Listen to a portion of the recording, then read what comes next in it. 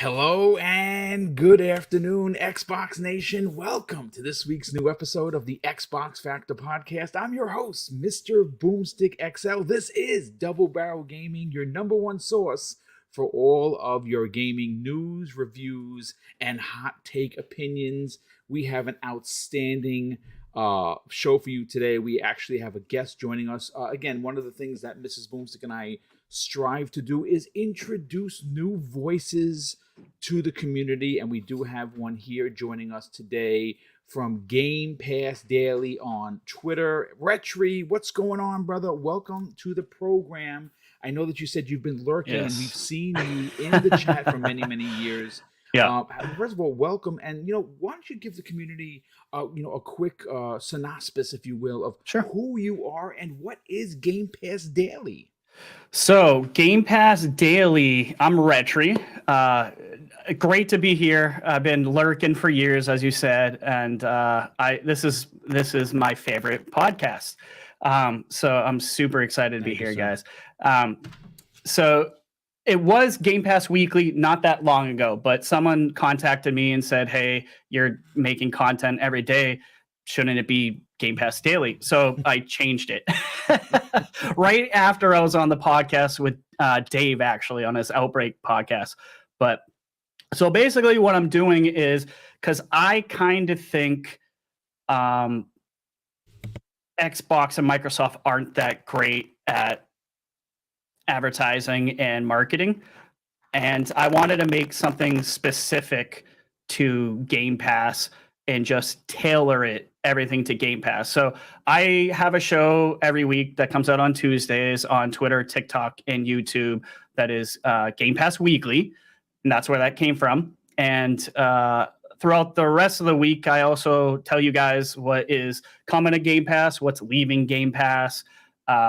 We talk about Xbox Ultimate perks and everything that comes with Game Pass in its totality, including breaking news, if anything is popping up with ABK, or basically anything to do with Game Pass.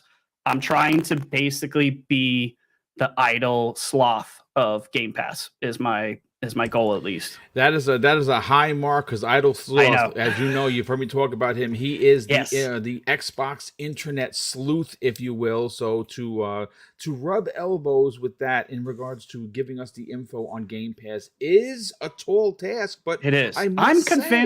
I'm convinced he is not human, though. Yeah, I don't know. I don't know how he does what he does. I don't know if he's got a team of people or what, but he's on everything in seconds. He's an awesome resource. So shout out to Idle Slaw. Yeah, I will say the Dark Knight, the world's greatest detective, does not have anything on the Idle Sloth when it comes to gaming news and opinions, because he is. You're right. He does drop it like it's hot, as the kids like to say. But listen, it's great to have you here. It's great that you are providing a service to the community about giving us the updates on Game Pass, and you are correct in saying so. One of the shortcomings, unfortunately for Xbox, is the two M's, and it's shocking to me that a company that big, that does have unlimited resources, don't really push the envelope when it comes to the two M's. And the two M's I'm talking about is marketing and messaging. These are two things specifically in Game Pass that I wish that they would reach out to some content creators, make some deals with us to get us out there to help push it, because a lot of the times, and I agree with you 1,000%. We do more advertising and marketing for their wares than they do. 100%. And like I said, and unfortunately, Retri, you're out there every day putting out some great posts on Twitter. And obviously, if you'd like to be up to date with what Retri's doing on Game Pass Daily, all of his information will be in the show notes. All you got to do is 2 clicks. Click to his YouTube channel, click it again to sub, and then go back to Twitter, click it, and then click one more time to follow. But listen, we're going to get to you on some big opinions later on, but let me introduce the rest of the panel. First of all, Mav, brother, welcome back, dude. How are you? What's up? How's it going, everybody? I was afraid I wasn't going to be in here in time because my PC was acting slow AF. I hate PCs, but I am here, ready to rock. Been a while since I've been here on a Tuesday, so looking forward to it. We got Justin here. Got to podcast with him a little bit on your Thanksgiving show, which Yes. was A little bit. awesome. But I want to say again, congrats. Now that I'm actually on here on Xbox Factor, welcome to the panel, bro. And Thank you. yeah, looking forward to the show. Boom. I see your gameplay here on the screen of Dirt. One of my favorite games from a couple of years Yeah. ago, Dirt 5. Absolutely love it. And we'll give a quick shout out to Pong Soul, who unfortunately isn't here, but he dropped some info that the 10-hour trial of the new Need for Speed Unbound is available in EA Play. I have to download it. Yeah. I cannot wait to play it. I bought it because of the ridiculous, like artwork that he said he thought was going to bother him, but actually doesn't. It's really good, man. I've been playing for that's what I was doing before the show. Yeah. So I actually, if you buy the $79.99 edition, you actually get the full version right now as well. I bought that's the version I bought. Yeah. Then you got it. Boom. Then you already have access to the whole game because you get 3 days early access. But also, if you're just a Game Pass Ultimate subscriber, you do have the 10-hour trial via EA Play. But yeah, I've been enjoying the hell out of it this morning. I was really looking forward to this game, and it's actually met or maybe even exceeded my expectations so far. Nice. I'm only like an hour in, so I can't say too much. Yeah, but you know what? With these, especially in the last couple of Need for Speed games, Mav, you kind of knew right from the start that it sucked. If you're getting those feelings of maybe old school Need for Speed, and it's crazy. It's a blend, man. It's a blend. It's almost like for me, the handling feels kind of like Hot Pursuit, but the city. I gotta say, so far the most impressive thing is the graphics. Yes. And the trailers and all the stuff, I think people were really distracted by the colorful animations and stuff like that. But when you just look at the game, the lighting is like top notch. It's actually really incredible looking, but also the handling is back to the better Need for Speed games a little bit. I have seen some people say they don't like some of the drifting and stuff like that. But there's ways you can tune that. I haven't personally had an issue with that. But so far so good, dude. It's a return to form for me from Need for Speed. Nice. Shout out to Anthony Chipmunk, who just got some breaking news. The CMA says Need for Speed Unbound should be on the PlayStation 5 for 2 years first. Thank you for that, brother. Definitely appreciate that. Yeah, and I'm not surprised by the CMA saying that every game should be on the PlayStation 5 only and first.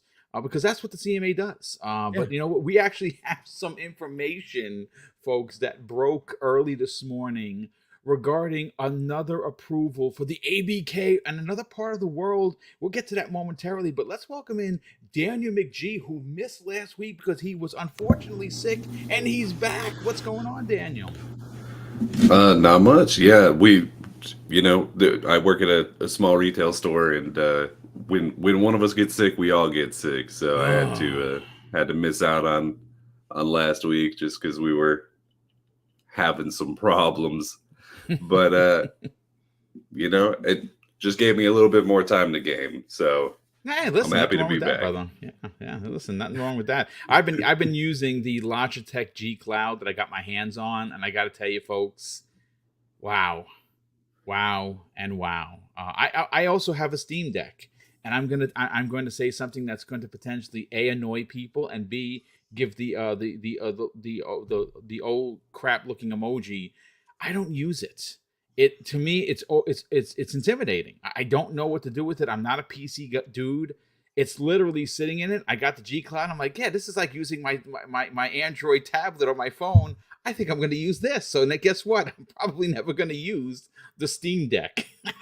It's just the craziest thing. But good stuff as always. Infinite Umbra, welcome back, brother. How you feeling? Oh, boom. I'm feeling good, brother. I'm feeling good. I'm feeling great. And as a matter of fact, I got some energy today. Usually I'm a little tired about this time, but I'm good today, man. I'm ready to chop it up with you good gentlemen and and entertain this chat of ours today. Yeah, no, we have already 200 people here, which is great. We're only 10 minutes in. I definitely appreciate it. Hopefully, we could break some records in regards to viewership today because, well, folks, I don't know what happened. I think Double Barrel Gaming has been put on the pay no mind list because, well, we have 36 new subscribers in 28 days. I cannot figure it out with all the content we're doing. This is where I have to appeal to you. If you're new, please consider subscribing. If you are someone that appreciates the 5 days a week streaming that we do here on this channel, please help me sell this brand. Get out there, put it out there on the socials, drop it onto Facebook, drop it onto TikTok, whatever the kids are calling it. Drop it to wherever you like to go to social media and let people know about Double Barrel Gaming. And of course, that's only if you appreciate the work that goes into it. Each panel is different, each set of topics per show, which 5 days a week is hard to do. Somehow or another, we figure it out, but we're trying to grow. We're just a few short of 600 from 12K. This has been a banner year for the channel. We hit 10,000 in January. We hit 11,000 last month. So I would love to see us hit 12K before the end of the year, but we are struggling, which is bonkers. I have no idea what else to do, and this has a lot to do with YouTube.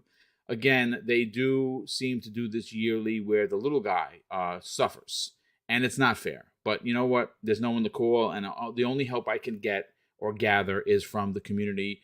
But let's welcome in one of the newest members to the panel, Justin Sane. You did your first stream the other day, brother. How are your legs? Because you get a little, some sea legs up front. Do you consider it a success? And welcome.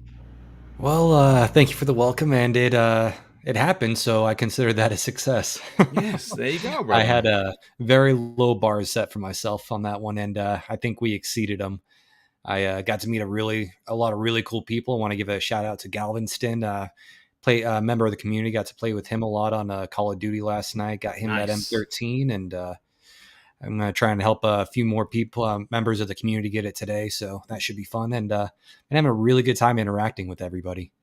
Yeah, well, I mean, that's really what it comes down to. It's all about the community. At least it should be. Not everyone, unfortunately, thinks that way, and that's okay. It's okay if that's not your bag, but if you want to succeed, folks, you got to spend time with the community. You got to put it out there. You got to speak with everybody and rub elbows with everyone. Oh, yeah. It's incredibly important to do so. I think that if you want to, I think it really does behoove you as a content creator to expect that people are going to want to play games with you. Now, granted, I don't play games with everyone as much as I would like. That's because I do 5 shows, and it's hard, folks.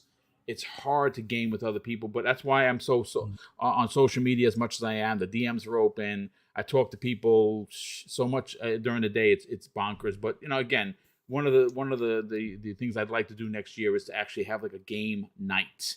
And I'm going to see if I can get that. I want to talk to you about that, Boom. I have some ideas, and I've been talking with a couple people behind the scenes. I'd love to talk with you about that. Yeah, we'll definitely talk there, brother. But listen, folks, we got to get into the breaking news, folks. The breaking news comes the way of VGC.com, one of my favorite places to get news. Of course, this was put out by one of their fantastic writers, Tom Ivan.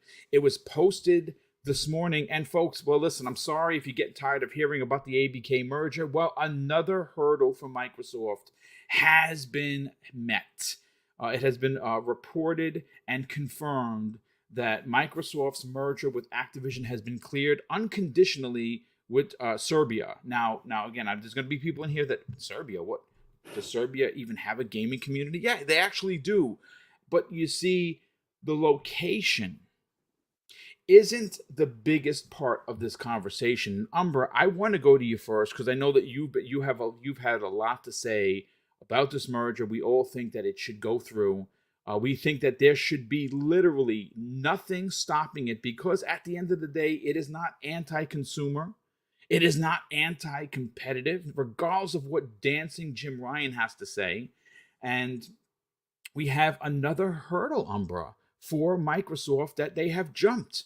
And regardless of size of country or size of market, Serbia has now joined Brazil and Saudi Arabia as passing this deal, and more importantly, unconditionally with no concessions.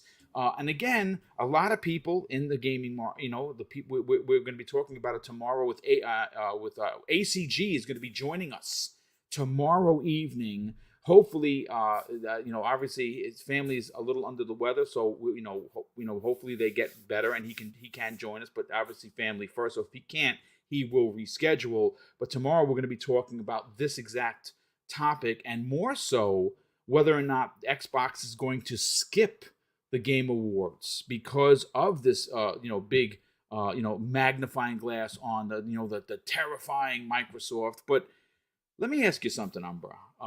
The more countries that Microsoft continues to jump these hurdles and get this deal passed, do you think that ultimately this is going to be a big, something for the Microsoft lawyers to sink their teeth in? Oh yeah, absolutely. I mean, they're going to point to all of these other countries accepting them without any limitations or concessions, I suppose, as well. I think everything they're going to use at their disposal. And you see their language, you see how they're talking, they're preparing for battle. You see the lady, what was it, Lulu, I think it was, and she's, Activision is down, their lawyers and everybody that's with them, and as well as Microsoft's lawyers. This is going to be a fight for sure. And I think the more that it passes in these different countries and such, even though, like you pointed out, this is a smaller country, it does point to, other places not having issues with it. I think it works in Microsoft's favor. So we'll see how it plays out. But absolutely, I'm just waiting for the bigger ones to pass through. We got to get, I think Australia still has to pass, if I'm not mistaken. And, yep. So something like that. But they could be waiting possibly to see what Europe does, to be fair. They might be still loyal to the former queen. I don't know, but no, no, seriously though. I think it just comes down. I think most places are going to pass it without any issue. The biggest ones is going to come from the EU. And I think, as we've spoken before on past shows, it's possibly, and tinfoil headery here, of course, but possibly some bias there, I think, in Sony's favor in the EU. But we'll see how that works out there, I think, for everything else to move forward. But once the EU passes, everything else is done. Yeah, it's funny because a lot of us have thought it was the other way around. The minute the FTC passes it, everyone else is going to follow suit. And I would imagine that the FTC, the EU Commission, and the CMA, they're all talking, right? They're all going to be on the same page. Like I've said this before, I'll say it again. I think that the concessions that we are not going to hear about or see are going to be behind the scenes concessions, meaning that there is going to be maybe a lessening of financial payment from these countries to use Azure. There's going to be deals outside of Call of Duty staying on PlayStation for 10 years, because ultimately, I don't really think anyone really cares. Sony is, is doing very well right now. They just crossed 6 million sales for God of War. It's only been out like less than a month, so their first party games, are selling. I don't think that they're going to hurt. If you look at all of their sales, and again, it's weird because normally when something like God of War breaks these records, they're the first ones out putting out tweets and talking to the press. There's been nothing because they're trying to look like the wounded animal, which again, I think it's the most pathetic thing ever in the history of we've seen so far. I've never seen such nonsense from the market leader. But again, I don't want to go down this rabbit hole. We do want to just keep on topic here. Mav, I want to go to you first on this, brother, because you use this, you've been covering it with, on your channel. And I've shout out to your wife, your lovely wife, Caitlin, who's in the chat right now. Thanks so much for being here, darling. What is your thoughts on this? Again, Serbia, maybe some people haven't even heard of the country. What's a Serbia? Yeah. But yeah, it's an actual country with real people, and they passed this. But I think the bigger deal here is that it's unconditionally. Hey, no problem. We don't have a problem with it. I think that really does say something to the bigger picture here. I don't see why there should be concessions. I know Microsoft is getting set to offer the CMA and the EU Commission this week a whole package deal to get this done, and I would imagine that same deal is going to be handed over to the FTC. So hopefully this pushes it through a little quicker. They said they're willing to give concessions, but in this country they don't have to. Now it's the third country in a row that has, hey, listen, no, it's no problem. You're not going to beat Sony here. Actually, as a matter of fact, that's what they say. Sony has such a big hold in that country, in Serbia, that they're not even concerned about Microsoft. That's saying something, and that's pretty much mirroring what's going on right now in Europe. Yeah, I think a lot of the smaller countries that are just kind of throwing their hands up and using more of a common sense approach, right? Some of these other bigger regulatory bodies for the countries like EU and CMA now trying to make a big name for themselves, and the FTC is always right now. You never know what the heck they're thinking. After they had shut down that Facebook deal over that VR workout company, that was just absolutely crazy. I remember watching a Hoag Law video about that, and he was even shocked by it. So I think with the major regulators, there's a lot more of grandstanding and posturing and using this as like, oh, we're going to go against big tech, the $70 billion deal. We're going to use it to our advantage and try and make a case that we deserve to exist. Or these smaller countries, and they're just like, hey, yeah, makes sense. There's nothing wrong with this. They're just moving it forward. So I don't know if it's necessarily going to affect the FTC or the CMA or the EU directly, because they're all they're supposed to be concentrating on their consumers and focusing in on themselves. But what I don't think they hold any weight in any kind of actual real challenges. But Yeah, I think I'd agree there. I think they're throwing their weight around still. Like the FTC, there was a bunch of clickbaity articles that came out, like one from Politico. There was another article that VGC put out there as well about the Microsoft is ready to offer concessions to the EU and stuff like that. All these are coming from people familiar with the deal and from these sources. So who are the sources? Who are right? these sources? Damn it! Because Microsoft, like the Politico in particular, like Microsoft wouldn't tell Politico that, hey, their FTC is about to sue us, right? Activision Blizzard wouldn't go and tell Politico that they're about to sue us. So it'd have to be the FTC. That means there's like leaks coming out of the FTC. So what's the purpose behind that at that time? So I think there's still a lot of grandstanding here going on. If the VGC article is accurate about Microsoft about to come to the table with that 10-year licensing deal for Call of Duty, whatever that means, then I think that's just to the point where we always were going to get originally.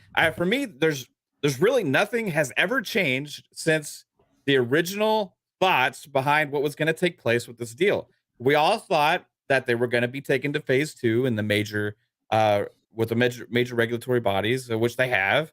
We all thought that there may have to be some concessions from some of the experts, that just because of the environment that's going on with politics and right now and against big tech and everything like that. So there was always thoughts of concessions. They made it a lot about Call of Duty. I said a long time ago, Microsoft was playing chess with this. Call of Duty is the easiest concession to make because they were going to put it on PlayStation anyway, right? So if they were holding this chess piece back, making it look like, hey, we don't know what we're going to do, or we're not willing to offer up any kind of concession in writing, well, now obviously they potentially are. That's because they were willing to do that all along. Call of Duty is the smallest aspect of this deal for them. It has way more to do with mobile and the cloud and subscription gaming and going into the app marketplace and everything like that than Call of Duty, right? So there was always a checkmate here. The question for me is, I'm not too worried about the EU or even the CMA. What I would be curious about, because what we haven't seen a lot of public, like we know what the EU complaints are and the arguments are, their challenges, and they all revolve around Call of Duty. The CMA, the same thing. They've been very public about that. Those are the easy ones, right? Those are the easy ones for me. Like you can just offer up the concession of Call of Duty and make it a case. The FTC, we don't know. They haven't been public about what they're planning, right? They've been really quiet. So if they actually try and make some kind of weird case about Microsoft trying to get into mobile gaming or like subscription monopoly and all this kind of stuff, then that's would be the concern there. But I still don't think they would have a case, because even all of the questions that were asked to all the publishers out there and all the responses they got is that it's one gaming industry, right? So they can't seclude mobile gaming into a separate entity, or Microsoft trying to get a monopoly there, especially when Apple and Google hold so much weight in that. So for me, there's no challenges that really hold any water. And for me, it just goes along to now the FTC is trying to posture using these articles and stuff to try and use their weight to see if what all concessions they can try and get. And I don't know what kind of like backroom type deals like you're referring to, Boom, there will be, but like definitely there's going to be some concessions, and some of them will be public, maybe some of them not so much. But like the Serbia thing, another one. It's like I think it was Brazil also approved it, and there was one more. Saudi Arabia was the other one. Saudi Arabia. Yeah. So there's going to be more fall in line like this, and you're going to keep hearing about this. But I think the three main ones are still the ones that are focusing on. I think there's positive stuff coming from the EU right now. Once that gets checkmated, then we got a lot more to talk about, right? Because I think the CMA may be more in line to follow along with the EU, right? And the FTC, if the EU and the CMA approve it, what grounds do they have to stand on at that point? So especially if they plan to sue Microsoft, because they'd have to plan, if they plan on suing them, they have to plan on winning, right? And according to what ABK was saying, even though ABK wouldn't necessarily be the ones leading the case against the FTC, I don't think that I don't think there's any credible challenges. I think ABK is saying that they're willing to fight. I think Microsoft would be willing to fight for this deal as well. So, well, I mean, there's again, I know that it's real easy for all of us, everyone on the panel here. There are nearly 400 people here already in the chat, which is amazing. Thank you so much for tuning in. 27 minutes into the show, it's real easy to say Call of Duty, right? Because that's the biggest franchise. It's going to be the highest seller once again. But there are so many minutiae aspects to this deal, and I keep saying it, and I'm going to keep reiterating, folks. If you get bored of what I'm saying, it's because then you're not a human being, and you've never been under the thumb of a scumbag for a boss. I have.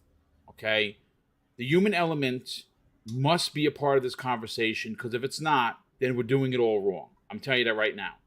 Okay, the fine folks, the actual human beings that make the games you know and love, have been under the thumb of the devil for a long time. And that devil is almost gone. And once this deal is done, new management is going to take over Activision, Blizzard, and King, and we won't have Bill Cosby rooms littered throughout the complex. We won't have to have a female worrying whether or not she's going to get talked to in a disgusting way by a bunch of guys from the boys club. That's what we don't want, and that is the important factor here. The other thing that no one seems to give a shit about, pardon my French, is that unions are going to be a thing. Actual rights for yourself and the people that make these games. How come no one talks about that? These are conversations that I hope are having more than, well, PlayStation is complaining because they're not going to make 300 million next year. Well, too bad for Sony. Make your own games. Stop sitting like a fat king. The FTC was trying to make cases about all these little things originally, that when the politicians, the senators and stuff, all even were trying to make cases. And all of those different things already had gotten checkmated by Microsoft early on in this. So the goalposts kept moving. And at that point, it's just them trying to come up with something they can figure out a way to make a case. Now, the Politico article that came out was talking about, it seems like they're getting ready to sue Microsoft and all this kind of stuff. Here's the thing. I think they're trying to gather evidence and see if there's any way they can do that. And I don't know if they are going to come to the conclusion that they have enough to do it. They would need a rock solid. I don't think they will. Yeah, you know what? We've heard Hogue Law, who, of course, congratulations to Hogue Law. He's crossed 110,000 subscribers in 2022. It's just, all you could do is tip your cap to that man, because not only is he incredibly intelligent, he's a humble dude. Like, every time I ask him to be on the show, Yeah, sure, Boom. When he's not working or he's not under, doing a case, he's more than happy to come on. That's saying something. That's saying something that the popularity and the success has not gone to his head. And he even said it. He goes, he goes, just looking at this case from the surface, the FTC doesn't have any, they can't prove anything. There's nothing to prove here that makes this anti-competitive, and more importantly, anti-consumer.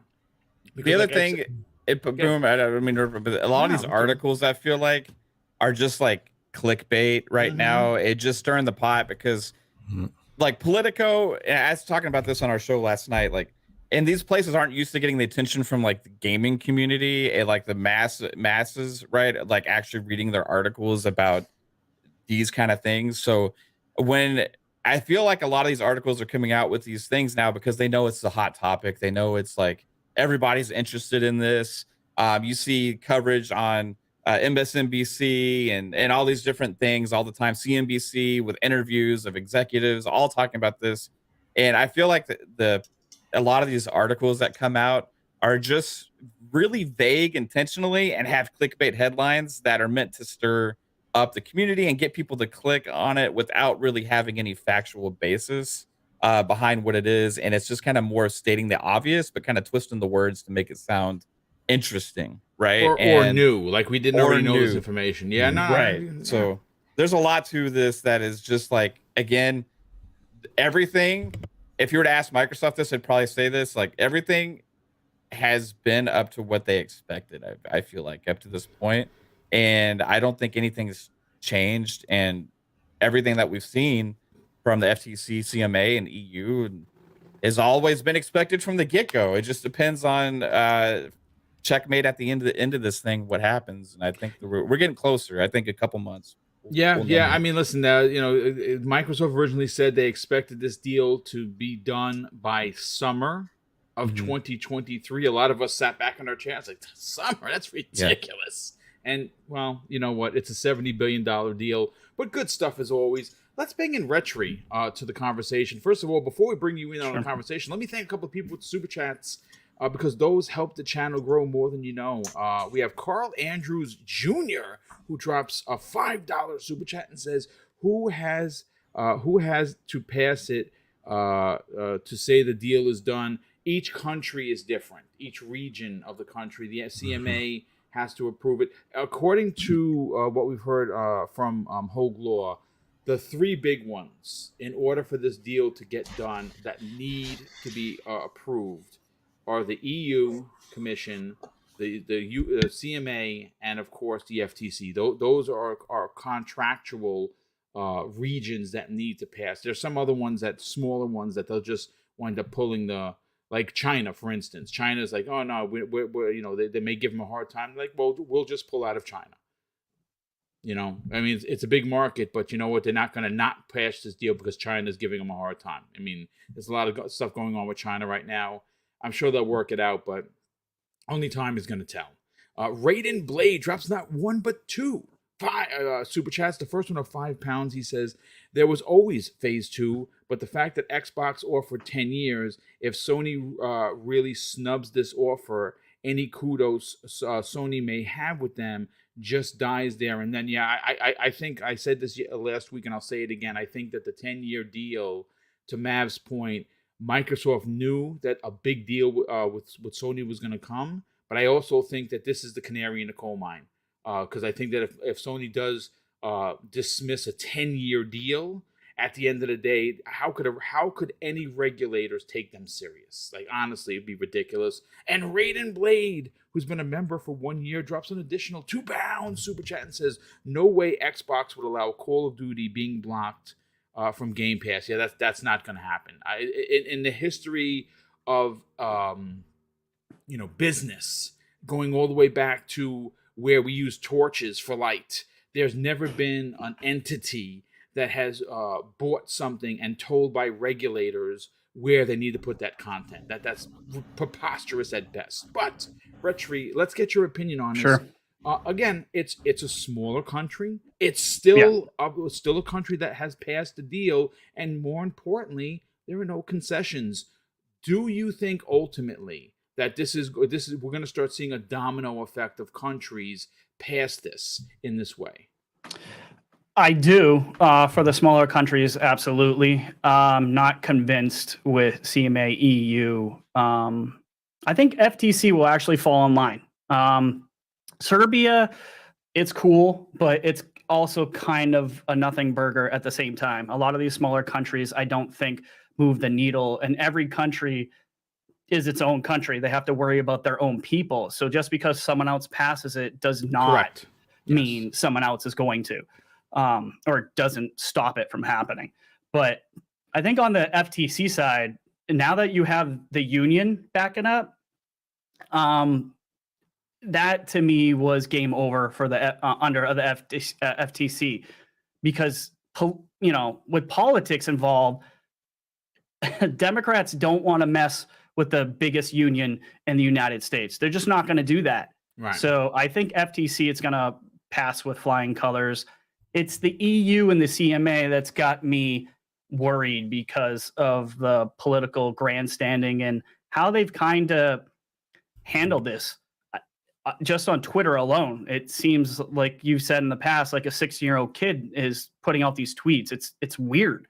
But I do believe, as someone who's been in union and negotiated contracts before, the 3-year thing was always never going to happen, in my personal opinion, because you always give the initial offer and you never expect to end at that initial offer, right? You give the 3-year, and I think everyone, including myself, Microsoft, I think everyone is happy with 10 years giving it to Sony. Who cares? Like, we still get it in Game Pass. Xbox users, people in the Game Pass ecosystem are still going to be the ones at the end of the day to be the winners in this. And you can either play Call of Duty for $70 on PlayStation, or when the family plan comes out, mic drop, you can play it essentially for $5 a month if you split it with your Call of Duty buddies and whatnot. So, I mean, it's a step with Serbia in the right direction, and I'm glad to see another country is doing it with no concessions, but I do not expect to see that with the larger territories, even maybe Australia. I don't know. But yeah, you know what? At the end of the day, it's fine, because I think that ultimately Microsoft knew that concessions, especially considering the political forecast that's out in the world right now, Right. there is a kind of a frowny face towards big tech. We did see what the EU and the CMA are doing right now. They opened up an investigation against both Google and Apple. They called it a duopoly that they have in their countries. And believe it or not, that is going to work in the favor of potentially Microsoft getting this deal done, because they've already said, hey, no, and getting into mobile. We're getting into mobile. It's going to be an open-ended thing. You can pay with what you want to pay with. People are going to come in. As a matter of fact, we're going to be talking about that. He's in the chat right now, Luke Steele. Obviously, he's an acquisitions lawyer, attorney in the UK, and he's going to be joining us on Friday morning, ladies and gentlemen, to talk about what this duopoly law, investigation into Apple and Google, or potentially does for Microsoft to get in the game. Because remember, Microsoft does not have a thumbprint. Heck, they don't even got a hair into mobile right now as we speak, and they're trying to get in there in a big way with King. And they've already, what's interesting is a couple of months ago when this whole deal was announced, Microsoft was like, hey, listen, we can't even get our app onto onto Apple, and we're boxed out. So I think that there is a chance that, again, call it right timing, call it whatever you want to call it, the EU is potentially gonna need some Microsoft help, and Microsoft kind of needs their help. So this may be just one hand washing your back and your hand washing mine kind of a situation. We will see. Yep. But let's bring in Justin Sayin into the conversation. Justin, obviously you've heard what everyone had to say so far. Mm-hmm. Again, a small country, but I think that we're going to start seeing other countries fall in line, because ultimately, regardless of what plastic box you worship, consumers are not going to be hurt in any way. One of the things that's going to happen if you are on PlayStation is you're going to be able to play Call of Duty and purchase it the same way you've been doing for decades. That's not going to change. Microsoft, fans of Xbox will just have to simply press download if you are a Game Pass subscriber or Ultimate subscriber, and I don't see a problem with that. What are your thoughts on this announcement today? I think it's a move in the right direction.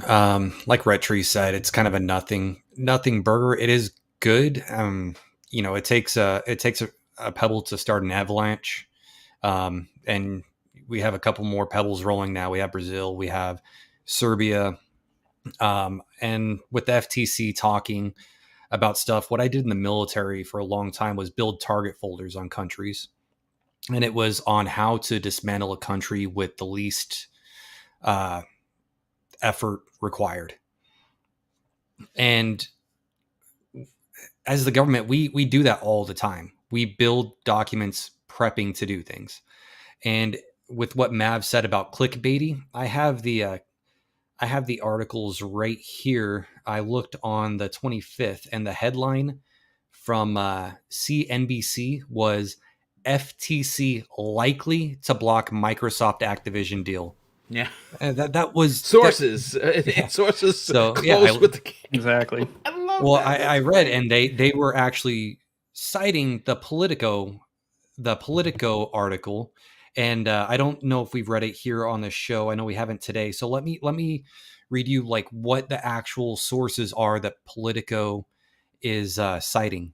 Please, by all means, enlighten us with this ridiculousness. So, a lawsuit challenging the deal is not guaranteed, and the FTC's 4 commissioners have yet to vote out a complaint or meet with lawyers. They haven't even met with their lawyers for the companies.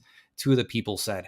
However, the FTC staff reviewing the deal are skeptical of the company's arguments. Those people, 3 people that somebody knew somewhere, and that's now a credible source. And all it says is nobody's met with anybody. They just started paperwork on it.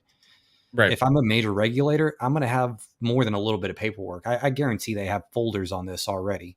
That it really doesn't mean anything. And Politico could just be guessing at this because nobody's going to. Certainly sounds like it. Well, nobody's going to come out and say, no, nobody said that, because who are their sources? They don't give any specifics. They don't say anything. Wouldn't it make sense, Justin, that the CMA should, if they were trying to do their due diligence, would be seeing if they have anything enough to sue, right? I mean, that should be normal procedure, I would think, right? And that just seems like that's par for the course of what's going on right now. It doesn't mean they're necessarily going to. It just means that they're trying to see if they have anything to stack up to see how strong their position is.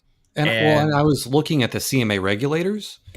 A lot of these, it's like our politicians. Do you think somebody, a head person at the FTC right now, is really playing an Xbox and a PlayStation? I honestly don't think so. I don't know the last time any of these people set their own email up on their own computer, little less played a video game, and they're making laws on it. So the people they're going to go to try and get these opinions from are people that are talking about, well, we're going to keep COD on my PlayStation. Those are the people they're going to be going to and saying, hey, what's going on with this deal? What do you know about it?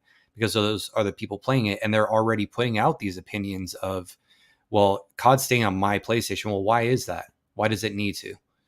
And to think that these people don't have a say in the deal or saying, oh, this is just my personal view, I'm not saying anything, it's ridiculous, because your personal view you bring to work with you.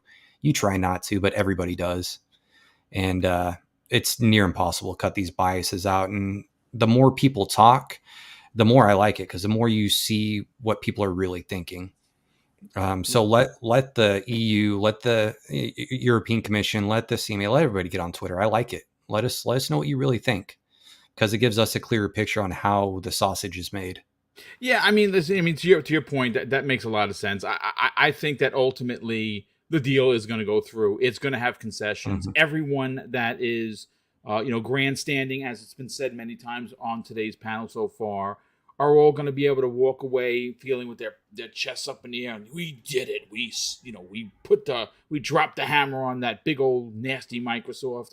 And Slay the dragon. Won. Yeah, we slayed the Right. dragon because concessions are going to happen. Microsoft knew there were going to be concessions, and that's fine. But like I said, and the UK government, the EU, the US, they all pay millions of dollars for these Microsoft licenses for their computers. Of course they do. The government. Yes. So if you're a regular and you get a concession, a couple $1 million off licenses for your government, you're automatically looking good in the next election. You're getting a bonus in your Christmas stocking or whatever you celebrate. But listen, we got to welcome into the chat. Jez Corden from Windows Central is in here. Not only is he here, he dropped an awesome super sticker of £5. Jez, thank you for the generosity, but more importantly, brother, thank you for being here. And if you didn't see, he wrote an article that he dropped today. I'm telling you, it's the tip of the spear, folks. It's absolutely brilliant. He talks about why and how Microsoft can, thanks to some hackers, redo the achievement system, something similar to the way Sony does trophies by calling them awards. He wrote this piece on Windows Central, which of course is what he represents outside of the Xbox 2 podcast with the great and good friend of this program, Randall Thor 19, the man with a million. And we're going to be talking about that this Thursday because I think the article is brilliant. And I've been saying for a while, as much as I love achievements, it's one of the areas that Microsoft needs to kind of make a little bit of a fresh coat of paint, if you will. Like I said, I don't hunt trophies on PlayStation. I have I think 5 platinums. I think maybe 5 or 6. I don't hunt them as much as I hunt achievements. I'm over 300,000 in achievements, which is great. I'd love to see them do something new. I like the diamond achievements because it makes a different noise, but it's not the same as getting a platinum, if you will. But hopefully they will look into Jez's article like a lot of people have.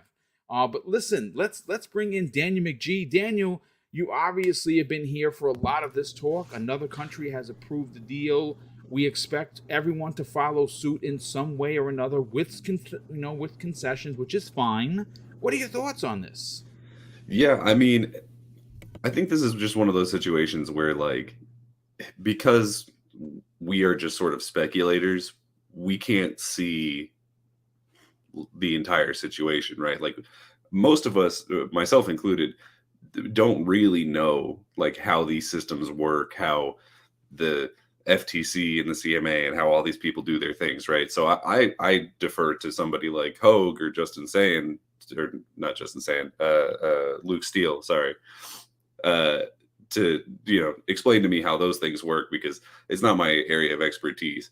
But what I have to assume is that, because like you said earlier, Xbox was saying since the beginning, I think since the original announcement, that they were expecting this to go until summer of next year, right? Yes. So they were, from the jump, they were expecting it to go to phase 2 with probably all of the people who have taken it to phase 2, which is all that this new article is saying, basically, is just, they're saying they have sources close to the situation or whatever, which is okay, well, what does that mean? Does that mean somebody who works at the FTC, or were you like, hey, Tom, run up to the FTC building and take a selfie real fast so I can say you're close to the situation? I love it. That's what great. Does it mean? Could mean anything. I don't know. I'm not a reporter. So it's yes, for us, this seems like it's a big deal, but if they were expecting it to take even longer than this the whole time, because if it didn't go to phase 2, it would have been done by now. So if they were always expecting it to go to summer, Xbox and Microsoft, they were expecting for this to be the situation since day one, right? Which makes sense. It's a really expensive deal, and a lot of these lawyers and FTC types are trying to earn their keep. If a $70 billion deal went through and they didn't do their due diligence, then it's why do these groups even exist if they're not going to look into this? Yes, I agree, and I think most people who look into this, and we saw it with Brazil even, will see that there's no tenable reason to block this deal, right? There's nothing that you can point at and be like, this is a real credible reason. But in most cases, just to get to phase 2, all you have to do is say something like, there's a chance, right? It's like the plausible deniability, right? You just have to be like, well, this is a big deal. There's several big franchises involved. So this is something that is going to cause a change in the games industry. And then you're like, okay, well, let's look at this deeper, right? And so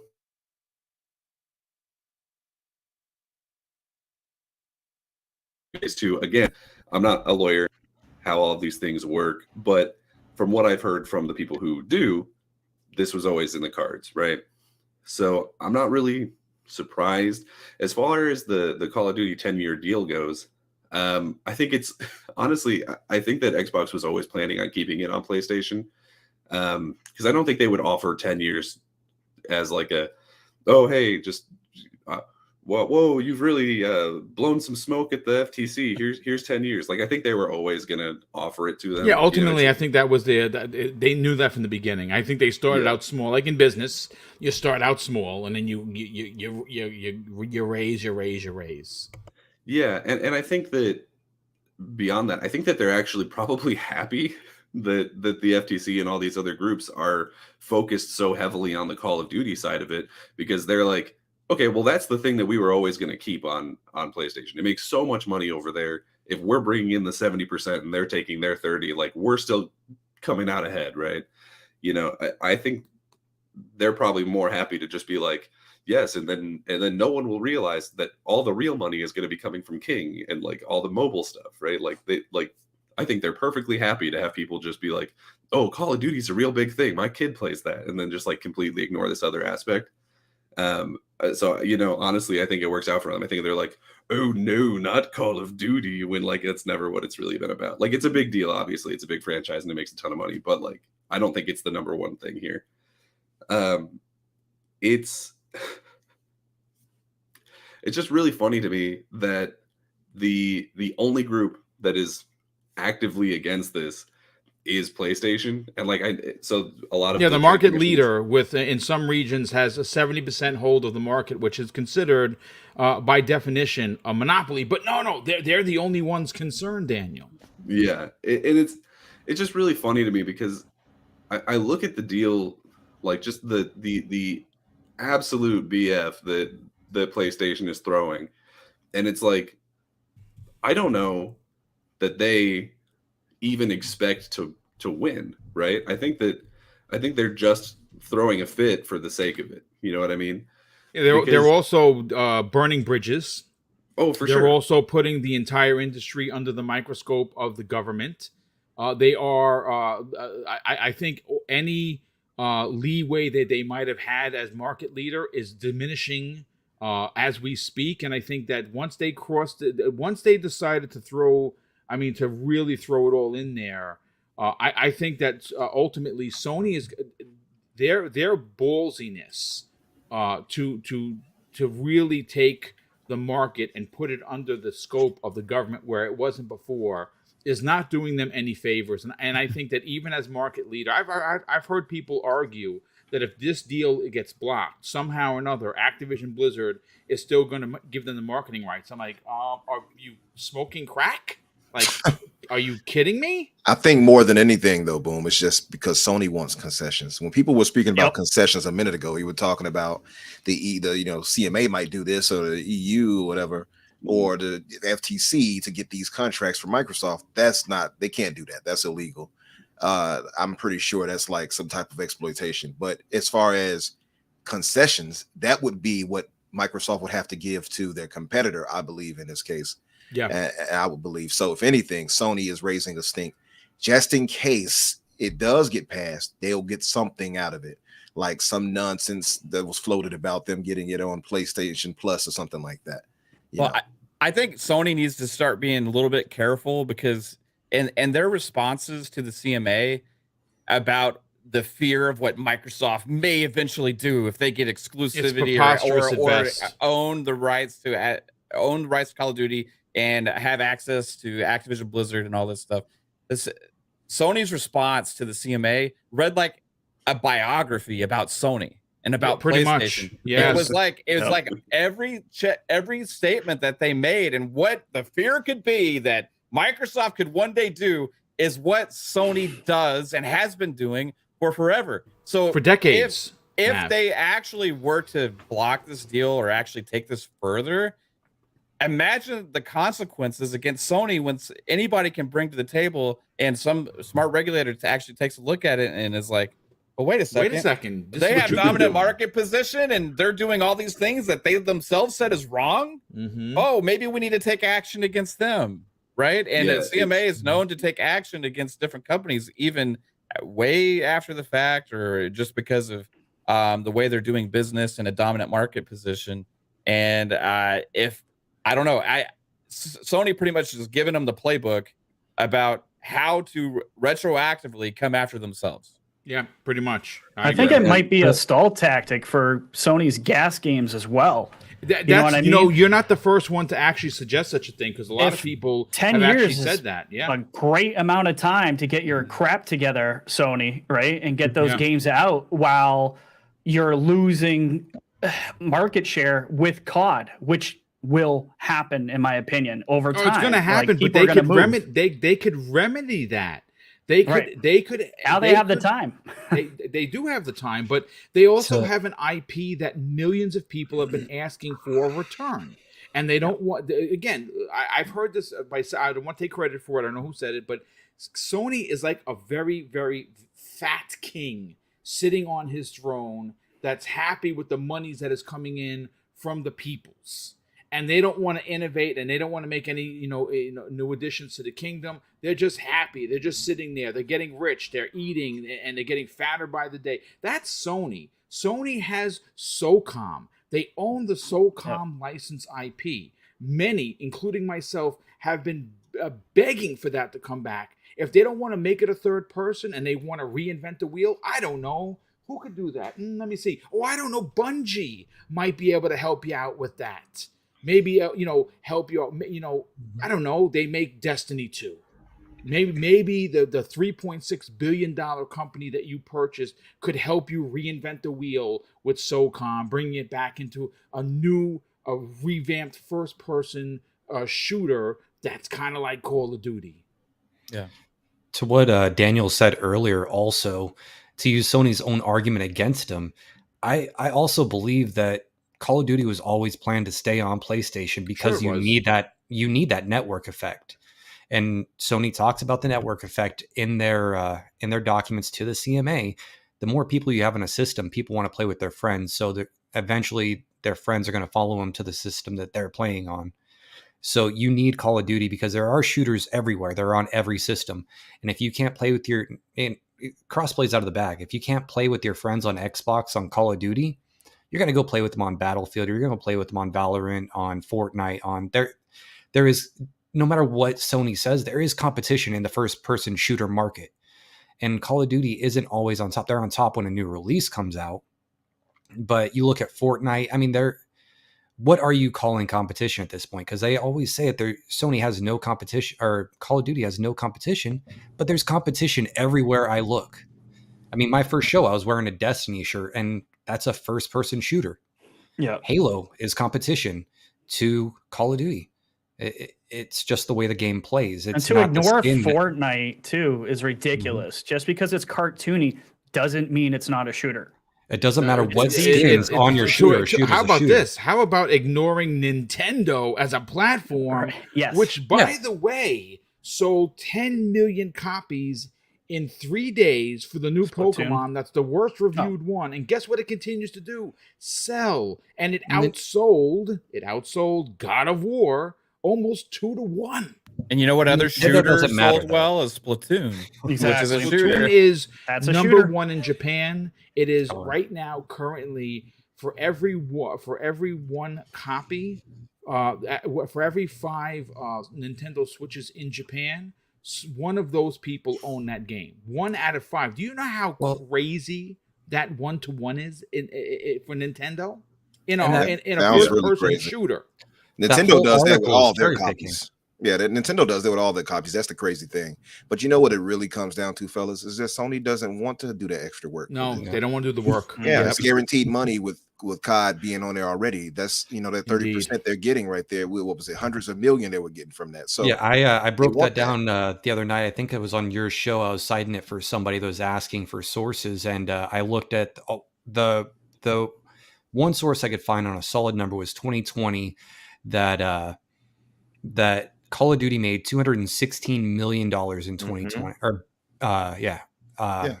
And they were number one and two on PlayStation last year. And they're going to continue being that way. And that's what Sony wants. They don't want to have to pay. They're already bleeding money right now making some of these high-end AAA games they make.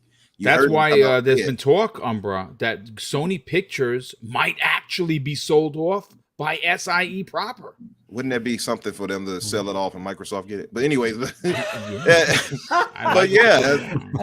exactly what it is. Sony just doesn't want to put that money, I don't want to say what their mouth is because it's a cliche, but that's what they don't want to do. They don't want to have to invest. They want to have the easy money. And what's easier than just having COD bring in millions to them just by being on the platform? Hundreds of millions. Hundreds. I mean, that's like taking God of War, the funding for God of War out of their company. Now they don't have God of War. Where is Sony without God of War and Call of Duty now? I mean, that's what they're really afraid of. Where are they going to be at if they don't have the funding to make these first party bangers? They listen. You know what they could do? They could maybe appeal to consumers and not rate. First of all, they don't want to worry about money because they rake people over the coals. They charge you for everything. They're the Apple of video games. They charge you for everything. It's ridiculous. But listen, ladies and gentlemen, we are an hour and 2 minutes into the podcast. This was a great opening salvo. I do have another one that we're going to transition into. But before I do, I have to catch up on the super chats. There's been quite a few of them. We also have Highlander 001 drops a very generous $5 super chat and says, to sweeten the deal, Microsoft might offer not to raise the price of Game Pass for 3 years. Great panel, great ideas. Jim Ryan is still a clown. Indeed, he is. He is an absolute jester, the court jester, if you will. Gerald Mack, generous friend of the program, drops a $2 super chat and says, in all caps, Game Pass is the exclusive 10-year deal, is MS monies. Yeah, I agree. I think I've said that for years, that the exclusive for Microsoft isn't there for just their first party. It's Game Pass because no one else is doing it. Would Nintendo would sell even more? Yes. Would Sony's remember, and that's the thing. Like yesterday, we talked about it on the Xbox Lunch Break special. In this document, it was touted that, Microsoft with 29 million subscribers, we can't compete. But yet, Sony forgot to mention that as of today, PlayStation Plus subscribers are 45.4 million. I don't know. I'm not a mathematician, but that's over 15 million more than Microsoft. 16.4 to be exact. If you are a mathematician, I find it ridiculous. But we also have Raiden Blade drop 2 additional £5 super chats. In the first one, he says, marketing is important. Jim Ryan has talked down how weak PlayStation is, that I believe it has reflexed in this week. Black Friday sales, God of War bundle got outsold. Indeed, it got outsold by the Xbox Series X free copy of COD bundle. It goes to show you that even if they don't have the marketing rights, Microsoft still figured out a way to beat Sony Black Friday. And I'm actually surprised because I can't believe it. I thought it was going to be the Series S and it was the Series X. Go freaking figure. His second £5, which says, Jim talks so much that everyone he is talking is hurting the PlayStation brand.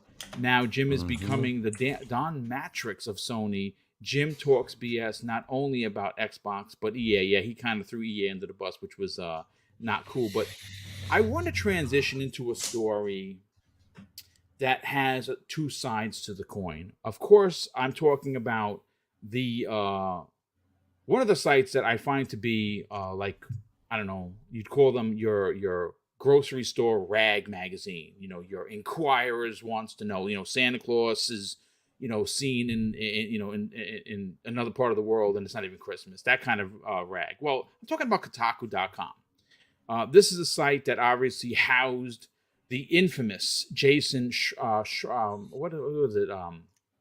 Jason Schreier? Schreier. Yeah, that's what it is. I actually forgot the guy's name because he's that far in the back of my brain pan. And we know all about Jason Schreier. He is a rat, and he's currently working for Bloomberg. And good on them for hiring that dude because he's not a good guy. He probably blocked your memory like he blocked everybody on Twitter. He blocked me for calling him a pompous ass. Create your own reality when your story doesn't fit it. Yeah, he blocked you in real life for remembering him. Yeah, that's true. Yeah, I never thought about it like that's good. That's a good save. But listen, Kotaku wrote a piece, and typical behavior. It's a hit piece on Microsoft, specifically the deal. And they said Microsoft explains why Elder Scrolls 6 will be exclusive and Call of Duty will not. And this is what the article says. It's pretty interesting. They say, yes, Microsoft is once again trying to explain why games that sell millions of units are not a big deal. And they say, really, with an exclamation point, pay no attention to the Elder Scrolls 6 or Starfield on the horizon as Microsoft attempts to ram this $70 billion deal through regulatory agencies around the world. And the reason why I wanted to talk about this isn't because I want to talk about Kotaku, because they're garbage. I owe them nothing, so I will speak frankly. They are pure garbage. I don't click on their stuff because I don't want to give them any business. This particular article I had to because I wanted to see what they were talking about, and they bamboozled me like they bamboozled the millions of people, that actually still read this rag magazine or a publication. And I do want to ask the question to the panel. We talk about Call of Duty. We just spent an hour and 2 minutes talking about how Call of Duty is going to stay everywhere. As a matter of fact, what we did mention, and Microsoft did, is that it's going to eventually come to the Switch, offering up more millions of dollars. And yes, the Switch can play it if they use the cloud, because they do that in Japan with Resident Evil 2, 3, 7, and 8. So big games can, in fact, run on the Switch via the cloud. No big deal.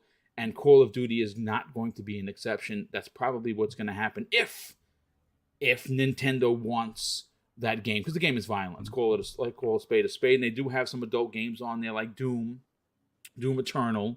Bayonetta. Yeah, they have quite a few. But we'll see if this deal gets done. Does Nintendo want Call of Duty? And I think that they would ultimately. But the question, folks, that I asked, and I have the notes in front of me, is why is it okay for Sony to have exclusives and Microsoft not? Like the Elder Scrolls 6, I don't know what you guys have been following, but that game isn't coming out for another 4 to 5 years. Let's call a spade, folks. They're all wrapped up in Starfield. We will be lucky if at the end of this, of the generation, we get a new official single-player, story-driven Elder Scrolls. I would say at the minimum, if you want to shoot for the stars and with hope, 3 years. I'm thinking 4 to 5. I don't understand the story. I honestly don't. I find it to be. And this isn't just a Kotaku thing, folks.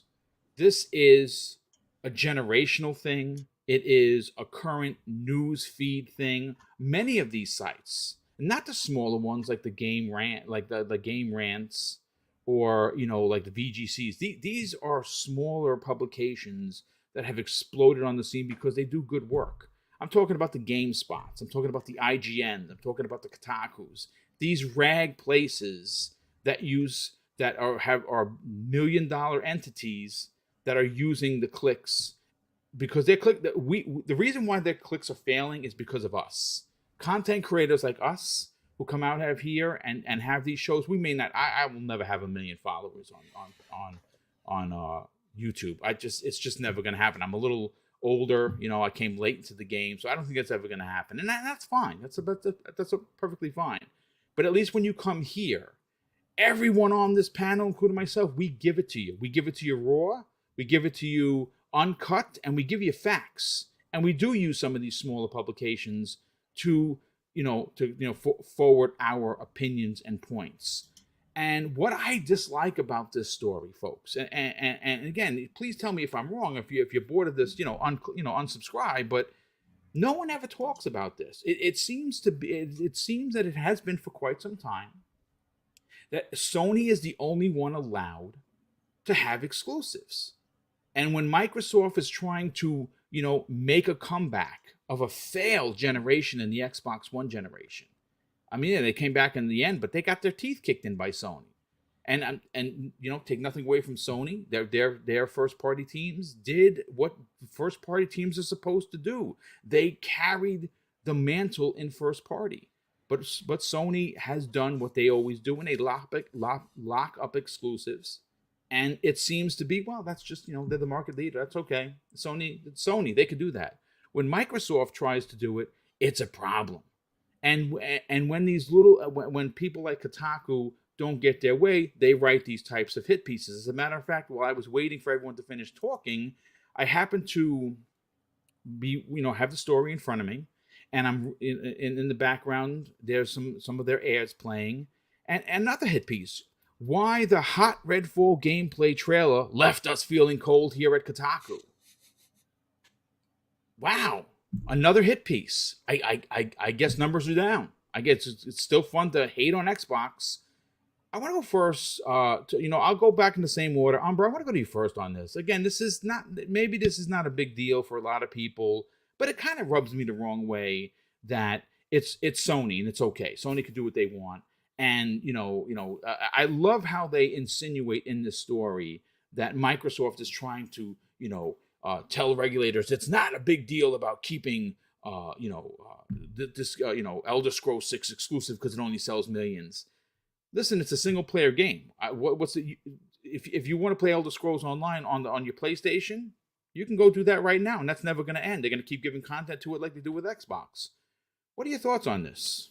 No, I mean, you hit it right on the head. And like somebody else in the chat, Alexios Greek pointed out, Elder Scrolls 3 and 4 was and it still is an Xbox exclusive. In fact, I love both of those games. Wasn't Oblivion also an exclusive, or was that on PlayStation 3? It was for 2 years. Xbox actually helped them bring that to PlayStation. That one is actually on my Mount Rushmore of games. This is one of my favorite all-time Western RPGs. I love Oblivion. I still have the collector's edition, dude, with the coin. By the way. Nice.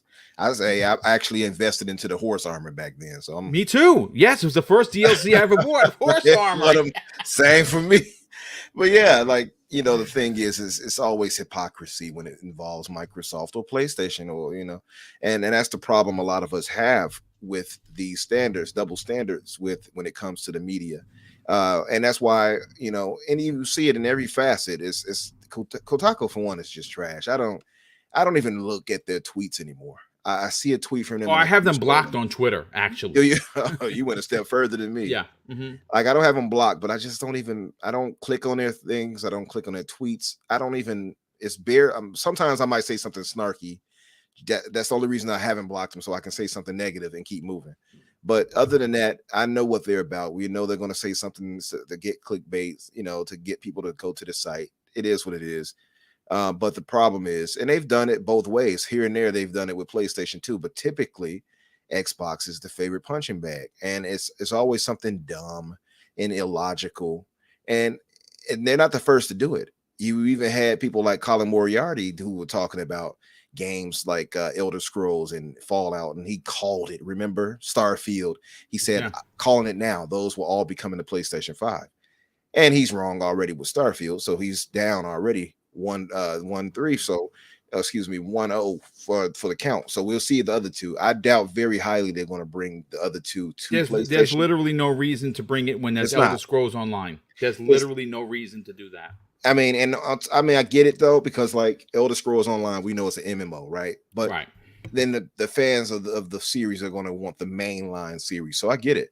But that's why it's important for it to remain an exclusive for Microsoft, who paid billions for Bethesda, and ZeniMax, whatever. So yeah, why would I put that on your platform outside of needing to get the money from you? But if they keep it exclusive into the PC, Microsoft is going to rake in the money already. And one of the worries with them acquiring these studios from a lot of fans were, are you going to give PlayStation all of the exclusives? Well, they clearly are not doing that, right? You got Halo, for instance. Halo, you have Gears, you have Forza. None of those are appearing on PlayStation.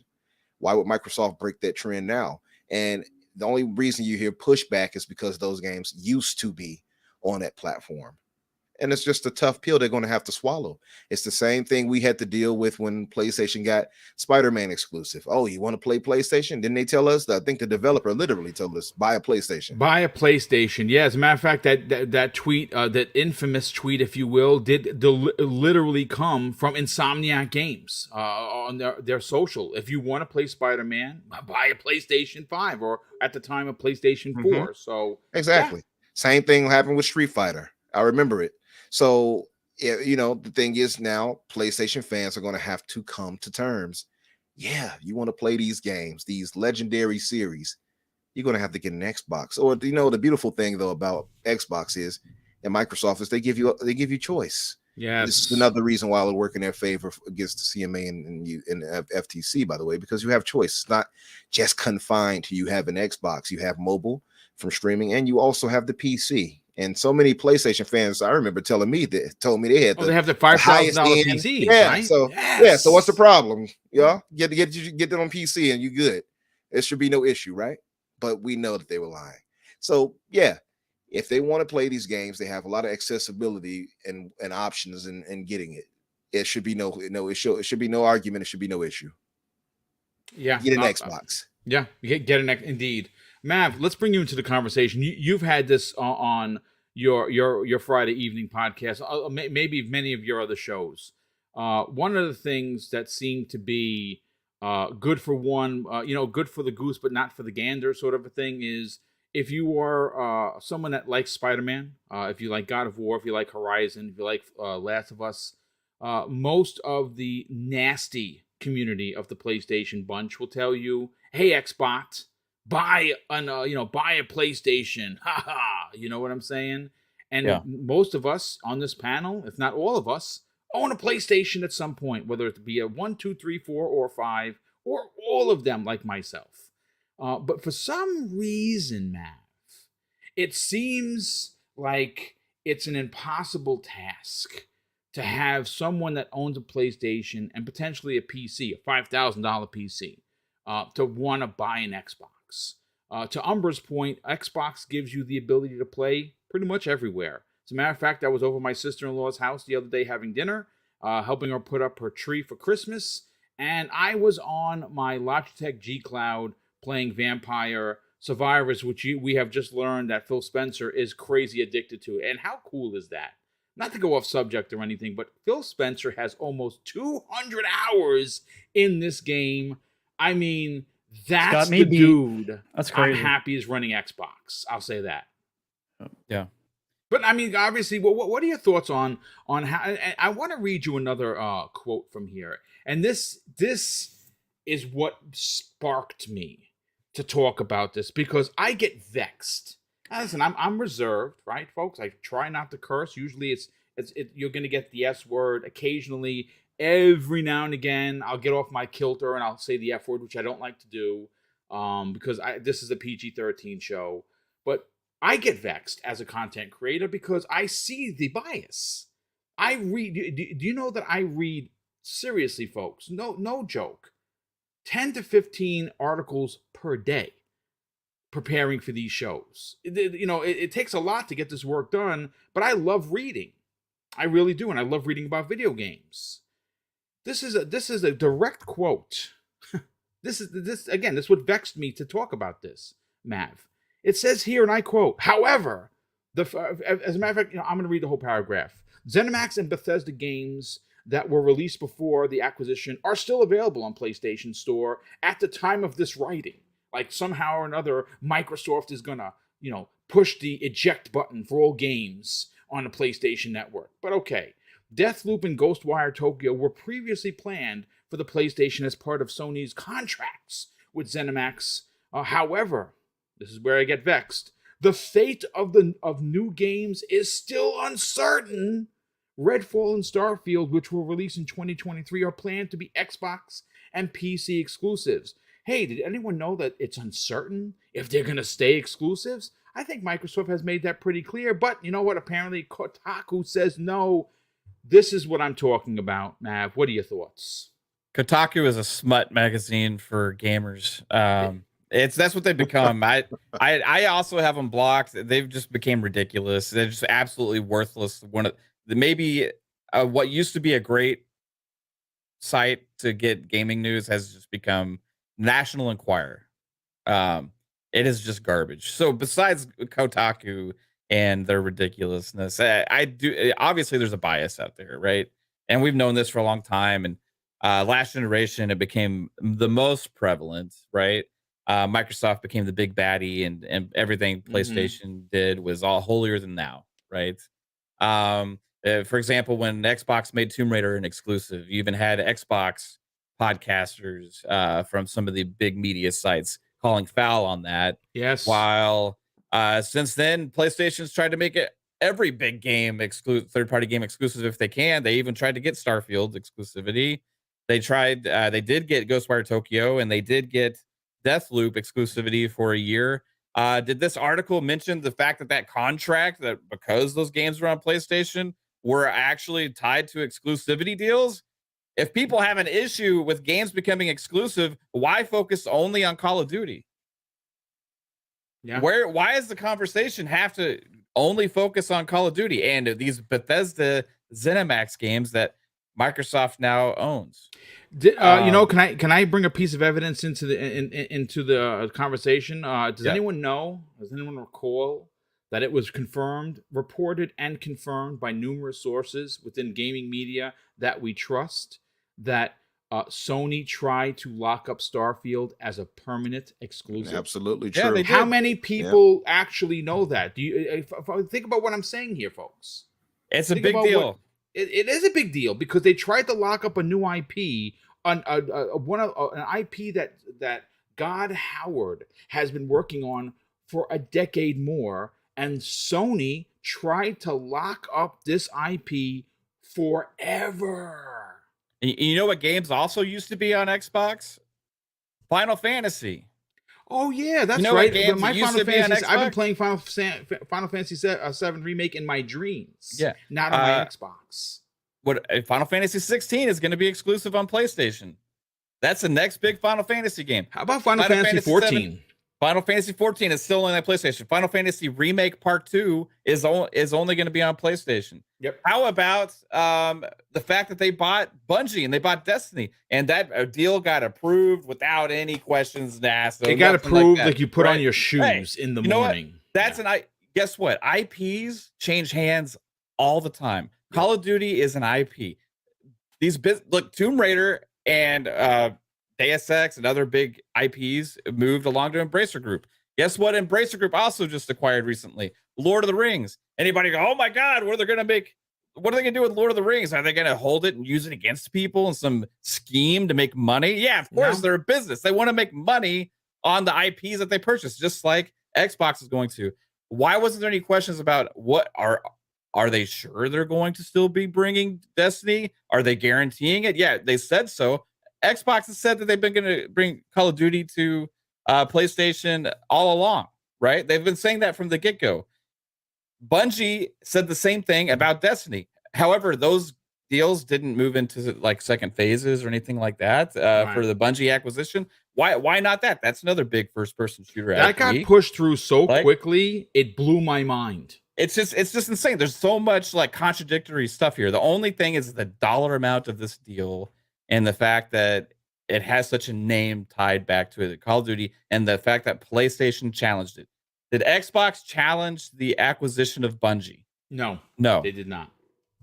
PlayStation is playing with fire here, and the fact that these articles are piggybacking off of their PlayStation bias now for these clickbait articles and stuff is just ridiculous too, because they're just stoking the flames of misinformation that's been going on for a long time. You also have prominent podcasters in the games media and the community that also are stoking those flames. People like Colin Moriarty from Last Stand Media as well doing that. You have journalists like Jason Schreier, who immediately when the deal was announced, remember you talked about Jason Schreier here, Boom. The day after the deal was announced, or right after it was announced, said if I were them, I'd be calling regulators, the FTC, everybody right now to try and get this deal blocked. He said that. I think he Immediately said after- he would. I think he even said he would make a call, if I'm not mistaken. He He was did on say- vacation. He Yeah. was on vacation. He was on vacation, and said, he still did this. What kind of bias is that? I mean, it's obvious this guy writes for Bloomberg. Are you kidding me? Like, why is this Man sitting exist? there with his pale legs out with some suntan on it, and lotion on it, and trying to call the FTC. So, like, why is Xbox not allowed to have exclusivity deals and have games and purchase new IP and stuff and make them potentially exclusive? Personally, I don't care if they're exclusive. I don't really care if any games are exclusive. I just want to be able to play them on my Xbox, and I want to be able to play them in Game Pass, right? However, for whatever reasons, certain games, Microsoft may determine that they want to have them exclusive to their platform, and they should have every right to do so, as PlayStation is going there and even buying exclusivity on properties that they don't even own, on big brands, Final Fantasies, Street Fighter, Last Generation, and more. Again, games that even Microsoft owned, they couldn't even release on their own platform because of pre-existing contracts from Sony, which You know, they honored, by the which way. they did honor. Has anyone played Ghostwire Tokyo on your Xbox? No, that's not until next year. Yep, we'll get it next year, right? Which is so asinine in that article that they even mentioned those games, but failed to mention the fact that they were exclusive on PlayStation because of exclusivity agreements signed between PlayStation and Bethesda previous to the Microsoft acquisition. Is that why is nobody calling foul on this, right? If it's so wrong to tie up a big IP and big brand to a specific platform, then why is Sony allowed to do it to games that they don't even own? It's the industry double standard that continues to wreak its ugly head.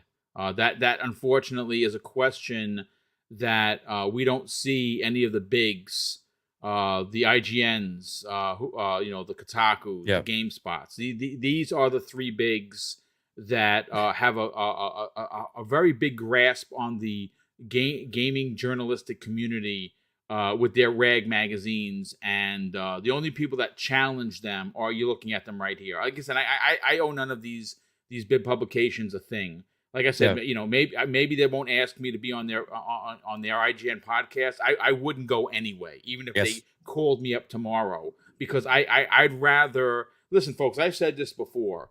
I would rather fail to be the good guy than win to be the bad one. That's just how I've always been, and that's how I produce my content.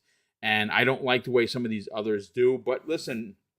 Great stuff, Mav. Let's bring in Justin Sayin. What are your thoughts on this? I mean, there obviously is an industry double standard. In the end, this article isn't weeks old. This is only 2 days old. So they obviously are trying to angle in as a fact that PlayStation good, Xbox bad, like they always have. What are your thoughts? Oh, you're muted, brother.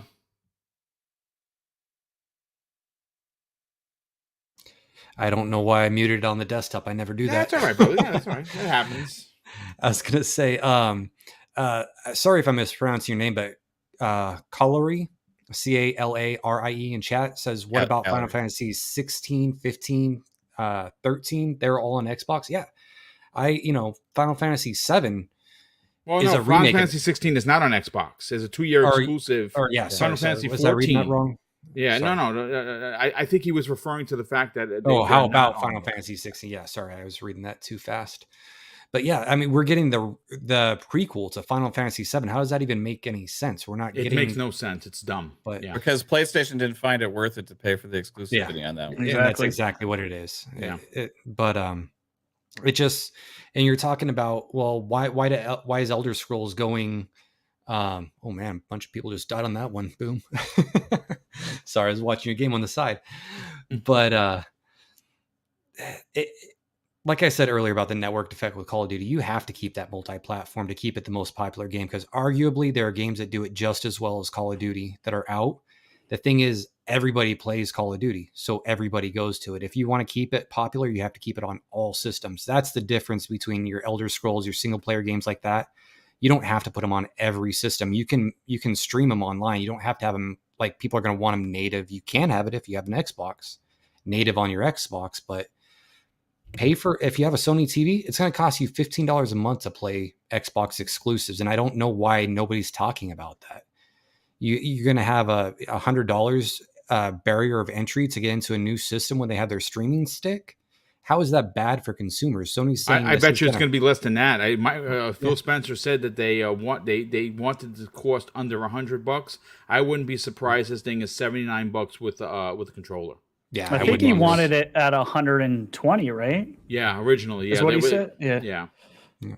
I just think $99.99 gets that perfect. You know, it's under $100. That psychological number. Yes. Mm-hmm. But again, if they were to put the picture of Call of Duty on that box, oh my God, that thing is flying. How is that off hurting shelves. consumers? Yeah, it's not. It's not hurting consumers. PlayStation is currently hurting consumers with all of the deals that they're making, and also while raising prices and having inferior subscription services that are more expensive, and all of these things. While they get a free pass, while people are worried about Xbox potentially doing the same things that Sony's doing now. And that whole letter they cherry pick. You look at they talk about Battlefield. They're saying Battlefield's not a success because it's only sold 88 million copies. How is that not a success? But then later, when they talk about the one-stop shop for first-person shooters, they mention games that sold less than Battlefield as your one-stop shop for shooters on Xbox. So they use it as an example in one area, but forget to mention it later. It's just a lot of it doesn't make any sense, and they cherry pick stuff that just to suit their arguments. And I think that's what the Brazilian regulators saw, and I think that's what annoyed them. And I think that's why we heard that backlash from Brazilian authorities about, this isn't how you conduct yourself. This isn't, there's no issue with this deal. Yeah, I mean, at the end of the day, these regulators or regulatory bodies, as they're known, are there to guarantee that first and foremost, consumers will not be hurt by big business. And ultimately, then on the back end of that, they want to make sure that competition stays fair. And nothing of this deal suggests otherwise. Having Elder Scrolls and Fallout 5 and many of the older IPs be exclusive to Xbox isn't a big deal. Yes, they are beloved by millions of people, but you know what? At the end of the day, single-player games don't jump off the page. I mean, listen, there are some examples. Look at God of War. God of War, single-player game, gorgeous. Another, testament to the prowess of Sony's first-party studios. Sold 6 million in its first couple of weeks. That's impressive. And the game is worthy of the conversation because, well, if you like the first one, I can almost assure you're going to probably love this one as well. But again, I mean, listen, good stuff, Justin. Let's bring in Retri into the conversation. Retri, before I do, brother, I gotta catch up on these super chats. There's been quite a few of them. We have Eli Slomovich, good friend all the way from Israel, who has been a channel member for 30 months. Thank you, brother. He says, happy Tuesday, Boom and panel. Here's hoping the deal gets over with so we can move on and focus on games and services. I'm getting tired of the news cycle. Yeah, I agree. I think a lot of people are. But at the end of the day, I don't want to see this subject go to the wayside because I think the more that we talk about it, the more it does put an ugly spotlight on Sony, and they deserve it. I'm sorry. They have been playing dirty for years, and they continue to fling poo. Sorry. That's just what they're doing. Highlander 001, who drops an additional $5 super chat, says, if this goes to court, this case will shine a light on all of gaming, which is not good. It would be like the Apachelan meeting of the mobs in the 50s. Yeah, I mean, I got news for you. I've heard some people have said it before. If this does go to some sort of a litigation, all of Sony's filthy laundry is going to be on display for the world, and it's not going to look good for them. And I think that they're doing the entire industry, plenty of their friends and investors that invest in Sony, an unbelievable disservice. We have Himanshu Yodav. Drops a very generous $5 super chat and says, did you guys see that Colin Moriarty stated on how he doesn't believe Phil Spencer on Game Pass profitability and how Microsoft don't get the credit for Starfield and Psychonauts 2? Colin, look, here's the thing. I used to be a big supporter of him. I was a big fan of him when he was at IGN. I was a bigger fan of him when he started Kind of Funny with Greg, who I'm a big fan of Greg Miller's. I don't like him as much anymore. It's not because he wears his opinions on his sleeves or, he's the man of the town. He allows his PlayStation bias to sometimes cloud his judgment, and he says things like this that are preposterous. He's placating to his audience too. He's placating to his audience, which makes him a lot of money. That's the fact. The fact of the matter is that his audience is very generous. He has potentially millions of fans that pay for his Patreon. I was one of them. I stopped it years ago because I didn't like the avenues that he was going down, but I used to be a supporter too. I sometimes think, he does placate to his audience to some extent to keep that money flowing, because obviously this is his full-time business, his full-time job. So I understand that he must say sometimes, you don't know whether or not he's being facetious or he's just thinking in the profitability aspect of it. Well, when you build a career on being audacious, you have to remain that way. That's true. Yeah. But he has burned a lot of bridges within the industry, which is why he's not invited to E3, PAX East, and all these other things, because, well, he kind of says things that sometimes, he burn bridges, and, he's successful. So what am I going to say? He never has that same energy, I noticed, for Sony and their games. I noticed. Nope. You don't hear him saying it about Spider-Man, for instance. No. He absolutely he applauds it. He applauds it. But again, that's just he's a Sony fan. It's fine. He's allowed to think that way. It's his opinion. Good on him. Gerald Mack, who's been a member for 1 year, drops a $2 super chat and says, "Shout out to Mr. Boomstick and the Golden Xmas tree." Yeah, this is not decorated. We're just letting it. This is Mrs. Boom's. I don't touch it. I don't touch a tree. Mrs. Boom does all the tree because she is meticulous when it comes to folding out these trees. She still comes in and she's like, "Yeah, that branch looks off," and she'll fix it. You'll see the final product by the end of the week. We're going to be decorating, and again, that's all Mrs. Boom, because I'm a brute, and I'm like, she tells me all the time, you just put everything in one location. You got to let me do it. Let the master do her work. We also have Highlander 001 drops to a $5 super chat and says, "Phil Spencer had to bring all 3 consoles to show gaming to the CMA. Shows me that they have no idea how big gaming is or how the business is run." Yes, that he actually had to do that, which is quite concerning. To be honest, this is a game console. Yeah, this is what a game console looks like. Oh my god, it's this is the Switch you keep not caring about. Yeah, hundreds of $1 billion the Switch has only been the market leader in console sales in the MPDs Makes for no I don't sense. know 57 weeks or something like 57 months or something like that. That's ridiculous. Highlander 001 drops additional $5 super chat and says, "Have we forgotten that Sony's charge is for cloud save?" Yes, they do charge for cloud saves. They absolutely do, by forcing you to have PlayStation Plus. Microsoft does not do that. They also charge you $10 to give you an upgrade for your next gen console.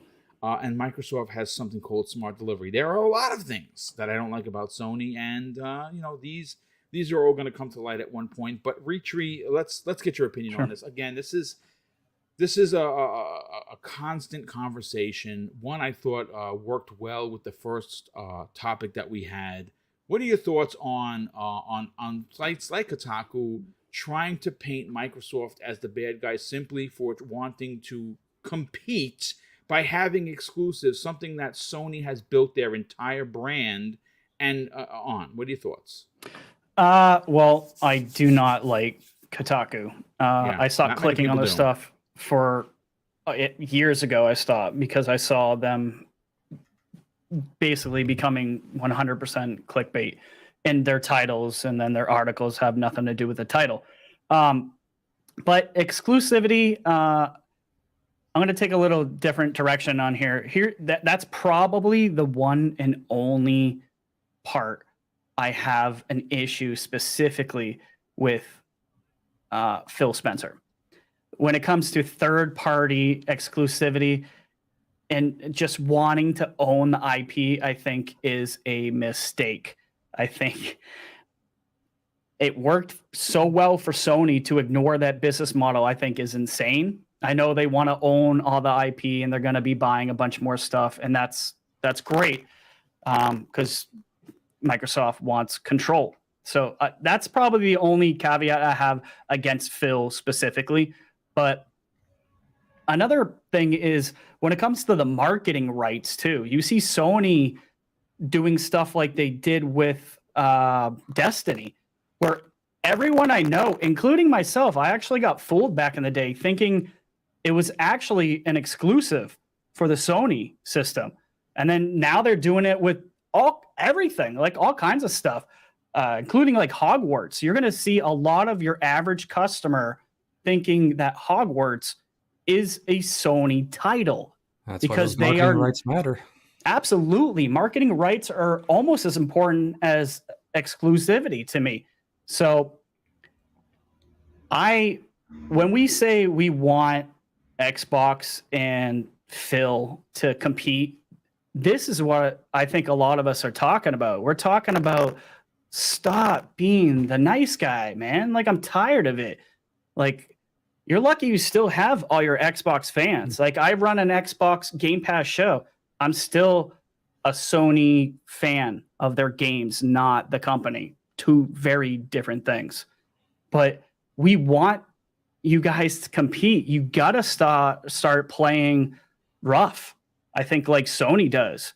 That's what I want to see Xbox do. So as much as I'm like, I don't really care too much, like Mav was saying about games being exclusive, part of me, I'm of two minds. I want Xbox to step up and start taking a page out of the Sony playbook and start doing what they're doing, man. Like, hey, Elder Scrolls should be exclusive. I'm fine with that. Yeah. I was going to say, well, with Phil Spencer, I like that he is a nice guy and that gives them positive PR. But I mean, who do you think he's grooming as his successor? Oh, that's Sarah Bond. Is 100% Sarah. I think Sarah Bond is going to take over Xbox when Phil is done. Have somebody coming 100%. over from acquisitions. I think we're going to see a completely different cutthroat Xbox when Sarah Bond takes over. Maybe. I don't know. I think she's going to be a lot more one. aggressive for the brand. She's aggressive in the field that she works with Xbox. With bringing in games. She's out there, and she's out there bringing in. I don't mean she's going to be mean or anything like that about it. But I think she's going to be more a little bit more aggressive. cutthroat. Yeah, because when you're bringing in somebody to replace Phil Spencer that's from acquisitions, that in and of itself is a statement. Make no mistake, I don't think Phil is he's a nice guy. I don't think he's the nice guy everyone thinks he is. He didn't get to where he was, right?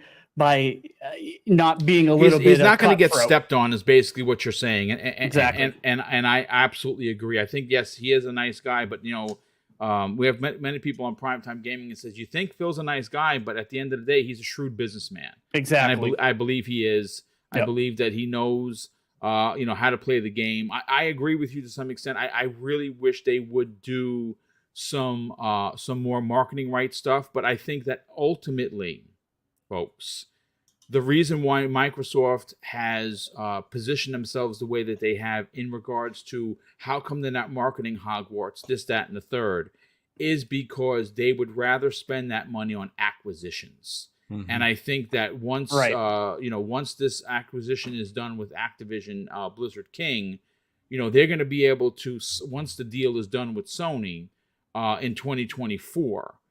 Because again, the game is going to be on Sony's box, but marketing rights are not going to SIE. Marketing rights are going to be retained by Microsoft, and they're going to then be able to, on every box, put a Call of Duty logo or a picture of the new game, and something that's $100 like their streaming stick is going to sell out the wazoo because it's going to have Call of Duty in this box. You can play Call of Duty right now, and people are going to go running for it.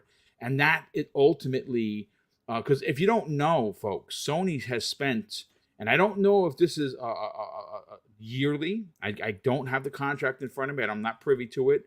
But I know that the amount that was talked about that SIE or Sony Interactive Entertainment spent for the marketing rights for Call of Duty was upwards of $300 million.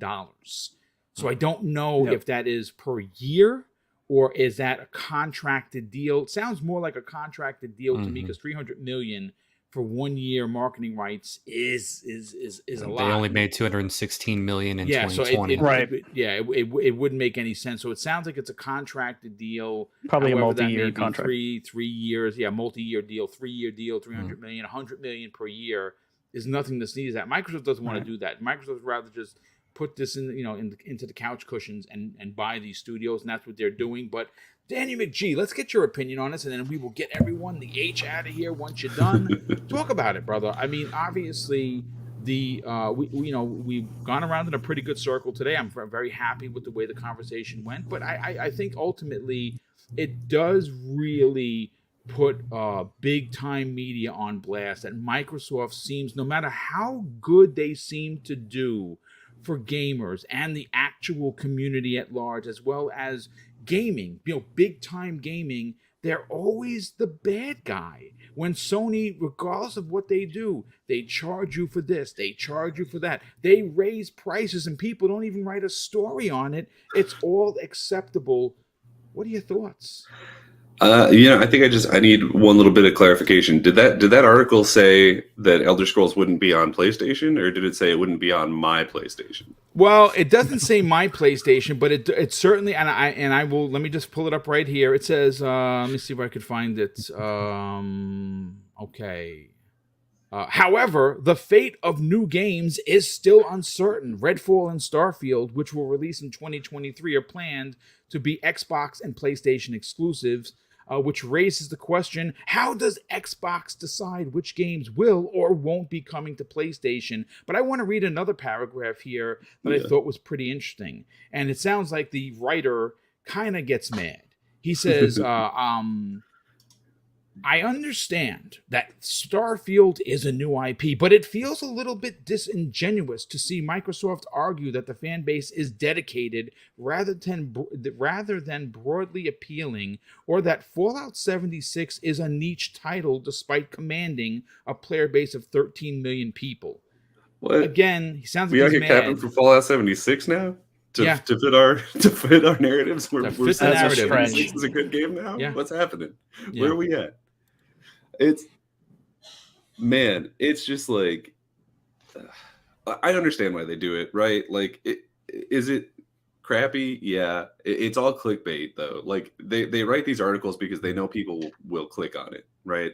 And, it sucks that works, but it does. So, like, I understand why they do it, but it's just really stupid. And it's also just, like, part of this greater delusion that I think we see a lot, where it's, I mean, we see people saying things like, there's no way Game Pass is sustainable. And then Phil Spencer comes out and he's like, it's sustainable. And then they're like, okay, it's sustainable, but he didn't say profitable. And then he's like, and then Phil Spencer's like, oh, it's profitable. And they're like, it's not profitable. There's no way, I don't believe it. And it's like, okay, well, I don't know how many times we got to come out and play this game, but, or like, oh, Starfield's still going to be on PlayStation. It's like, no, it's not. Like, they've said that. I'm sorry. Like, it's going to be okay, but it's not going to be on PlayStation. Like, it's really funny to me that there's these people in certain communities, and a lot of them are unfortunately also in games media, just because, when PlayStation was on top, both last generation and in the PS2 generation, that was when a lot of people sort of came into the games industry, started really playing games. And so those people then become the games journalists, and it's like, well, they bring their inherent bias with them. So it makes sense. But it's this really weird thing where it's like, somehow PlayStation is, they're dressed like a robber, right? Like they're wearing the black and white stripes. They've got the bandit mask. They got the flat cap on, the pillowcase over their shoulder, and they're running up to the cops, and they're pointing at Xbox making Elder Scrolls exclusive after having bought the company who makes it, and they're being like, I think that guy's shoplifting, and it's like they've just robbed a bank a minute ago, and I don't understand how they keep getting away with it. Like, is it just because it can't just be that like people aren't calling them out on it? Because like the fraction of people who we see online, like either on Twitter or in games media, like that's such a small number of people, but they're getting away with it now on like a bigger level, even with with all of these, the CMA and stuff, doing more in-depth investigations. And it's really funny to me that PlayStation is coming out here and they're doing that. They're pointing at Xbox and being like, they're doing a bad thing, and not realizing that like every single thing that they're saying that Xbox might do, like raise prices or like have what was it, the network effect or whatever, like PlayStation already has all that. It's that thing where like they're pointing one finger at Xbox and they got 4 pointing back at themselves, and they don't even realize it. And it seems like a lot of people are starting to wise up to that, but it's just happening really slowly. It's just real. I don't understand it. It's very funny to me. And I also, like, I don't know why Nintendo ended up catching strays in this, right? Where they're like, oh, Microsoft wants us to be like Nintendo. And it's like, you mean the company that just like put out a game that runs at 2 frames a second and sold? You should want to be like Nintendo. More? Like, I you know. should want to be Nintendo. Oh, Was that an insult? I don't get it. like Nintendo's sitting over there and they're like, yo, but what I do? Like, why? Don't bring me into this. I'm just out here raking in billions of dollars off Pokemon. Like, come on.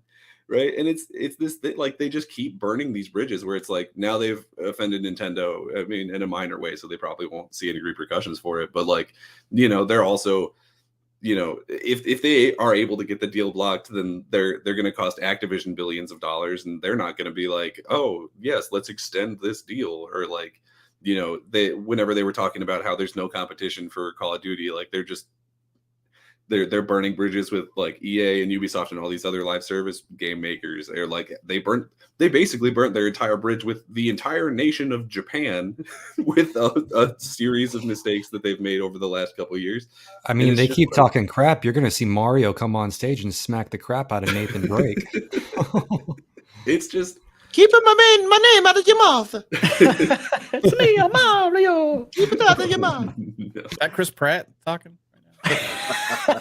Well, let's get rid of Chris Pratt. Bring that in. That was a lot better. That was pretty good. It was pretty good. Funny, the original guy that did Mario, his voice that still does Mario's voice is actually in the film as another character. It's really not right. It's just not right. But please continue. Get that star appeal. I don't know. It's just this thing where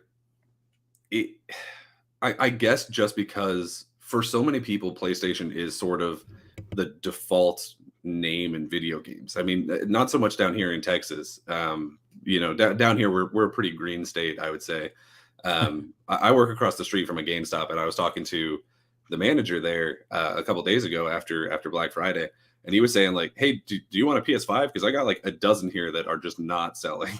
You know what I mean? And I understand that's not the case most places, but it's this thing where it's just like there's this slow roll of people just starting to be like, okay, well, PlayStation keeps doing all these really dumb things and making me pay for things that I don't want to have to pay for, and like raising prices on things. Meanwhile, Xbox is gonna own Call of Duty, and like they own Bethesda, who at least here in specifically in North Texas is like, they're our hometown heroes. I mean, QuakeCon is right down the street, right? So like, we're starting to very slowly see people change over to being either less biased or even in some cases to be biased instead for Xbox, which I don't know if that's a solution, but it's something different at least. But it's definitely that thing where it's like, you always know that you can get clicks on a video by crapping on Xbox or talking big about PlayStation. And it's a shame that it is that way, but it is. So like, I understand why Kotaku is doing it, but at the same time, like, it's gross. You know what I mean? Yeah, I agree. I think it is gross. I think that eventually there's going to be a shift. Am I suggesting that Xbox could be as big as PlayStation in world brand recognition? Probably never, to be honest with you. Xbox right now, if you didn't know, is ranked 56th in the world, whereas Sony's PlayStation, not Sony SIE proper, PlayStation, folks, is ranked number 7 as a world recognized brand. Think about that just for a second. 56 versus 7. Xbox has a lot of work to do, and it's going to take years. But at some point, the same, rag magazine, sites like Kotaku, like GameSpot, like IGN, that are that we all detest, and I think it's universally explained that yes, we detest them because they use clickbait and they're constantly dumping on one platform versus giving it when they do. Like on this channel, when Microsoft makes a bad call, we will call them to the carpet, and I'm not ashamed to do it. I know people from Microsoft are listening right now, and I appreciate that, and I'm incredibly humbled that they do. But if they make a mistake, understand that I will call them out for it. The same way I will call out Sony continually until they're better. Nintendo we don't talk much about because, well, Nintendo really doesn't do anything wrong. They just put out great games, which I love, and I play my Switch every day. But at the end of the day, ladies and gentlemen, this has been one hell of a 2-hour show. We had almost 500 people live here today. Got to thank all the super chats that have come in. Obviously, they do help the channel grow. Mrs. Boom and I are doing something that we have never done in the channel's history. We're giving $1,000 away in a 2-hour show in a couple of weeks for the 5th annual Christmas with Mr. and Mrs. Boomstick. It is our way of giving back. We're doing it probably about 10 days before Christmas, because what we want to do is we're giving out 10 $100 gift cards to your choice of again, if you need it, if you need the money and you want to do it on PayPal, we will pay the transfer fee. If you live outside the country, we will pay whatever the difference is when it comes to the monies.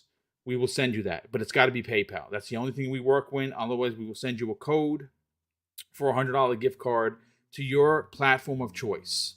We make it super easy. We make everybody involved. The first 5 gift cards, the first $500 are exclusively for channel members. If you're a channel member, you got a shot. And if you are a channel member, drop a super chat or in the live chat for the second half of that show. You got a shot. The picker picks out the winner, and we get you your code ASAP. And we can only do that, folks, through channel memberships, 2 tiers, $5 and $10, and also the super chats that come in. And obviously, we want to give back as much as we can. Let's get to the outros, and we'll start first. Retri, my brother, Sure. You did great. You knocked it out Thank of the you. park, brother. Sell your brand. Talk about Xbox Game Pass Daily, where they can check that out, not only on Twitter, but subscribe to your growing YouTube channel. Yeah, so probably the easiest thing to do is find me on Twitter at Game Pass _daily. Had to be underscore because someone stole Game Pass Daily, you jerk. But the links are in my profile for TikTok as well as YouTube, and we are making content Monday through Friday, sometimes on the weekends. Everything has to do with Game Pass, saving money, because I'm cheap.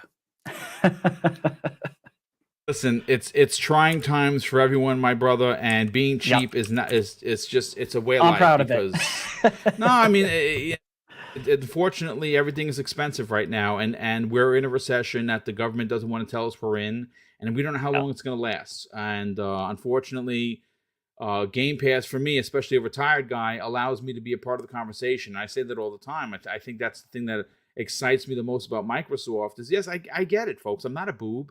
They are a business. They want to make their investors happy by making boatloads of money and buying yachts and everything else that rich people buy. But at the same time, folks, they're not forgetting about the little people. And like I said, I think there's Xbox is going to be on the tip of everyone's tongue once this family plan launches, whenever that is. I thought it was going to be done during Black Friday or before, because obviously they wanted to sell consoles, and apparently they didn't even need to, because on the top 5 items sold on Black Friday, the Series X was one of those, quote unquote toys, hot toys for the season, which is bonkers. Right along with Call of Duty, and PlayStation 5 didn't even make the top 10, which is bonkers again. But listen, good stuff, Retri. We're gonna definitely get you back on here in a future episode. You did great. Obviously, all of your information is going to be in the show notes. So if you want to subscribe, remember, folks, it's 4 clicks. Click on the YouTube link. Click, you're in, and click on his Twitter account. Click, you're in, and that's it. Infinite Umbra. Let's sell your brand, brother. Talk about not only what you got going on personally, where can people reach out to you on social media but find you on other shows? Oh, boom. It's been a good show. Thank you for having me, of course, again. And thank you to the chat for you all coming through and supporting like you always do. And Red Tree, it's good meeting you officially. I knew when you said You too, Game man. Pass Daily, I was like, oh, that's him. Okay. And that was weekly at a point, I believe. Yeah. Yeah. So, yeah, good having you and hearing you too. So, I mean, you sounded like you're very knowledgeable about everything, man. So, good little luck to you going forward. Appreciate it. You guys, of course, can find me here, of course, on Tuesdays, but on Twitter, you can find me on the Infinite Umbra Infinite. You'll find me either way. And on Fridays at 7 o'clock Eastern, on the Infinite, almost said Infinite Umbra podcast. Infinite, the Xbox. I tell you, man, you're definitely gonna have to get this court battle worked out because I don't know, man. I had to catch myself. The Xbox Infinite podcast on Fridays at 7. You guys come through and support us. And tonight I'll actually be appearing on RDX. Oh, dude, yeah, talk about that. I mean, listen, no one's better than Dealer. That guy is a monster in the industry. Love Dealer Gaming. That is big to be on his show. Congratulations. Congrats, thank man. you. I appreciate it, guys. Yeah, I mean, I'm excited. I've been watching them, as long as I've been watching you, Boom, longer actually. But yeah, man, good people. I talk to them here and there regularly. Sometimes I just jump into a party with him playing at 2K for the billionth time and just start. Basketball is my favorite sport. I just start messing with him because he plays too much. But yeah, good people. I'm excited to jump on the show tonight. I hope I do well. I hope I don't fall on my face.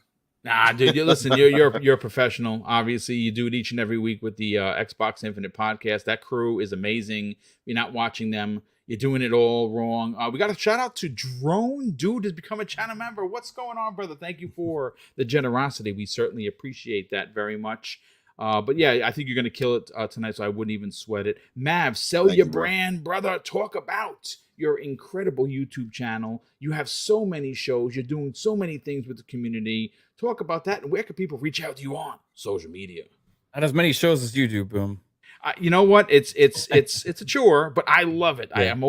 I work 7 days a week on this show, and I love it. I love gaming, and you do as much as well, brother. Yeah. So if you want to check out what we got going on, check out Fun Speculation on YouTube, or you can find Fun Speculation on Twitter as well. We do have 3 shows Mondays. Last night we had a fun time. 10 p.m. Eastern. Fun Speculation podcast. We also that show we take a look at the games coming out for the week ahead. And also sometimes do game reviews as well. So last night we actually did Vampire Survivors, so it was a lot of fun. 10 out of 10, brother. It's moving closer to my game of the year. It's so good. It's so good. Jasper brought the score down a little bit for us, so you just go check out the stream last night and see what we gave it. But Thursdays PM in the PM with Pong Soul and I. And we have a blast. That's this week we got Cold Eastwood coming on, so it's gonna be a fun one on Thursday. And then Friday, Xbox Ultimate Podcast. For right now, we're doing that show at 10 p.m. Eastern time. Our panel has got a lot of stuff going on, so we just kind of moved it back an hour. So check that out on Friday nights, Xbox Ultimate. We do go a little crazy, and things get a little interesting on that show sometimes. So if you don't like bad language or left-leaning conversations of who knows, we talked about body parts a lot last week. I'll just say that. So tune in to Xbox Ultimate Podcast Friday nights at 10 p.m. Eastern. I appreciate it, Boom, and awesome show, everybody. The chat was on fire as well. Indeed they were. Justin saying, sell your brand, brother. You have a YouTube channel. You did your first stream the other day, and to you, it was a streaming success, and I'm happy to hear that, brother. And again, the whole point of having you on the show is to grow other people's brands. Everyone knows who Mr. BoomStick is, but tell us who Justin Sane is and where they can subscribe to your YouTube channel, and more importantly, reach out to you on social media. Well, you can find me on Twitter at JustinSane85 with capital J, capital S. On here, Justin Sane, capital J, capital S. Same thing on Xbox Live. And my channel is still in its infancy, and it's still very... We all start out with one moldable. Sub, brother. Mrs. Boom is mine. And Mrs. Smith is mine. But I want to bring the community together. I ran a shop of 100 people during the kickoff of what happened in Syria. I can I can run a gaming group of people that want to play together and want to come together as a community. And that's what I want to do with my channel. I got to find my niche. I got to find what somebody isn't offering to the community, and I need to make that better. So, tune in and join me and help me grow, because let's see where this go. I have big ideas and I want to save them for the show. So we'll see where that takes us all. I like it, brother. Listen, we all start from humble beginnings. Remember, I came into not knowing literally anything about producing content. I knew about gaming because I've been gaming for 45 plus years. I've been gaming since 78. So I knew, even as a uniformed New York City police officer, that I always wanted to be a gamer. I always knew that I wanted to talk about gaming. I actually wanted to get into gaming journalism until I saw how disgusting it was. And I said, you know what? I'm going to try this podcast thing. And look, here we are, 5 shows later. I have an entire production schedule weekly, and I love it. And listen, brother, you will get there, and we will help you push your brand further and further. And we appreciate you were part of the show each and every week. If you haven't seen that first video that Boom did, it's still up. Go back and watch it. It's so bad. Oh no! I'm going to tell you this right now. I will say this live on the air to the 300 people that are still here. If I would have saw the video that I put out, I wouldn't have subscribed. It was terrible. I didn't even know what a thumbnail was, folks. My thumbnail was a picture taken by YouTube of the game. It's just terrible. But you know what? You learn, and that's what it's all about. And last and no way least here, Daniel McGee, brother. Listen, you're the master of long content. He does incredible long videos that you have to check out. And if you're not checking them out, you're doing it all wrong. Talk about it, Daniel McGee. Where can they subscribe to your YouTube channel? But more importantly, reach out to you on social media. Absolutely, yeah. So you can find me on Twitter at Daniel J McG, just Daniel J MCG, and you can find me on YouTube at just Daniel McG. We got news, we got reviews. I'm rewriting the DCEUs. My next video is about Pokemon. So if you're interested in any of those things, stop on by, give us a subscribe. I'd really appreciate it. I think you're going to get some views of that Pokemon thing, because that's highly contested. Not only is it the worst reviewed, but it's the best selling. It's such a weird combination. Figure. I mean, wow. I feel like if anybody's hosting the Pokemon type of content, they got to start singing the song or something. I don't know, from the original cartoon. Yeah, I like it. Yeah. Well, the only one that sings here is you, brother. You don't want to hear me sing. So. They just did this big tournament in the Pokemon anime, which yes, I watch. I'm a loser, and in the final moments of the tournament, they play the original theme song, and I'm just like flashback to 6-year-old me. A tear is slowly rolling down your cheek, right here, slowly. It's just so good. A tear of joy. So good. And then you put in the game, and it runs at 2 frames a second, and you're like, oh, the anime from when I was 6 actually ran better than that. That's crazy. Oh my goodness! Wow, hey, that Marvel video was on point. That was great. It made me think of different way, or it was DC. Sorry, it was DC. But you talked about Marvel. Yeah, you talked about Marvel, and it made me think about the video game industry, or not video game, but comic book industry in ways I really didn't think about in the movies, the movie tie-in. So it's longer, but it was really, really good. Well, thank you. Well, listen, gentlemen, we love having you on as panel members. Thank you for guesting, Reachry. You knocked it out of the park. We're going to bring you back as you will have a golden ticket to the show. Anytime you want to come on, you want to talk about anything big for Game Pass. Actually, as a matter of fact, I think we will bring you on once officially the Xbox Game Pass family plan is announced. I think that's going to be a big story, and I'd love to hear your opinion on how that's going to change gaming. So we'll bring you back for that for sure. Ladies and gentlemen, I'm Mr. BoomStick XL. This is Double Barrel Gaming. I want to thank you for tuning in and checking out the Xbox Factor podcast. And of course, I'm going to close out the show with something that's important to me. Hopefully, folks, one day it'll be important to you. And that's something that my dad taught us when we were kids. And he would say, Craig, treat others how you want to be treated. And also, it doesn't cost anything to be nice. You live by those rules, son. I can guarantee you're going to have an awesome day. So take care, everyone. We'll see you next week on the newest episode of the Xbox Factor podcast.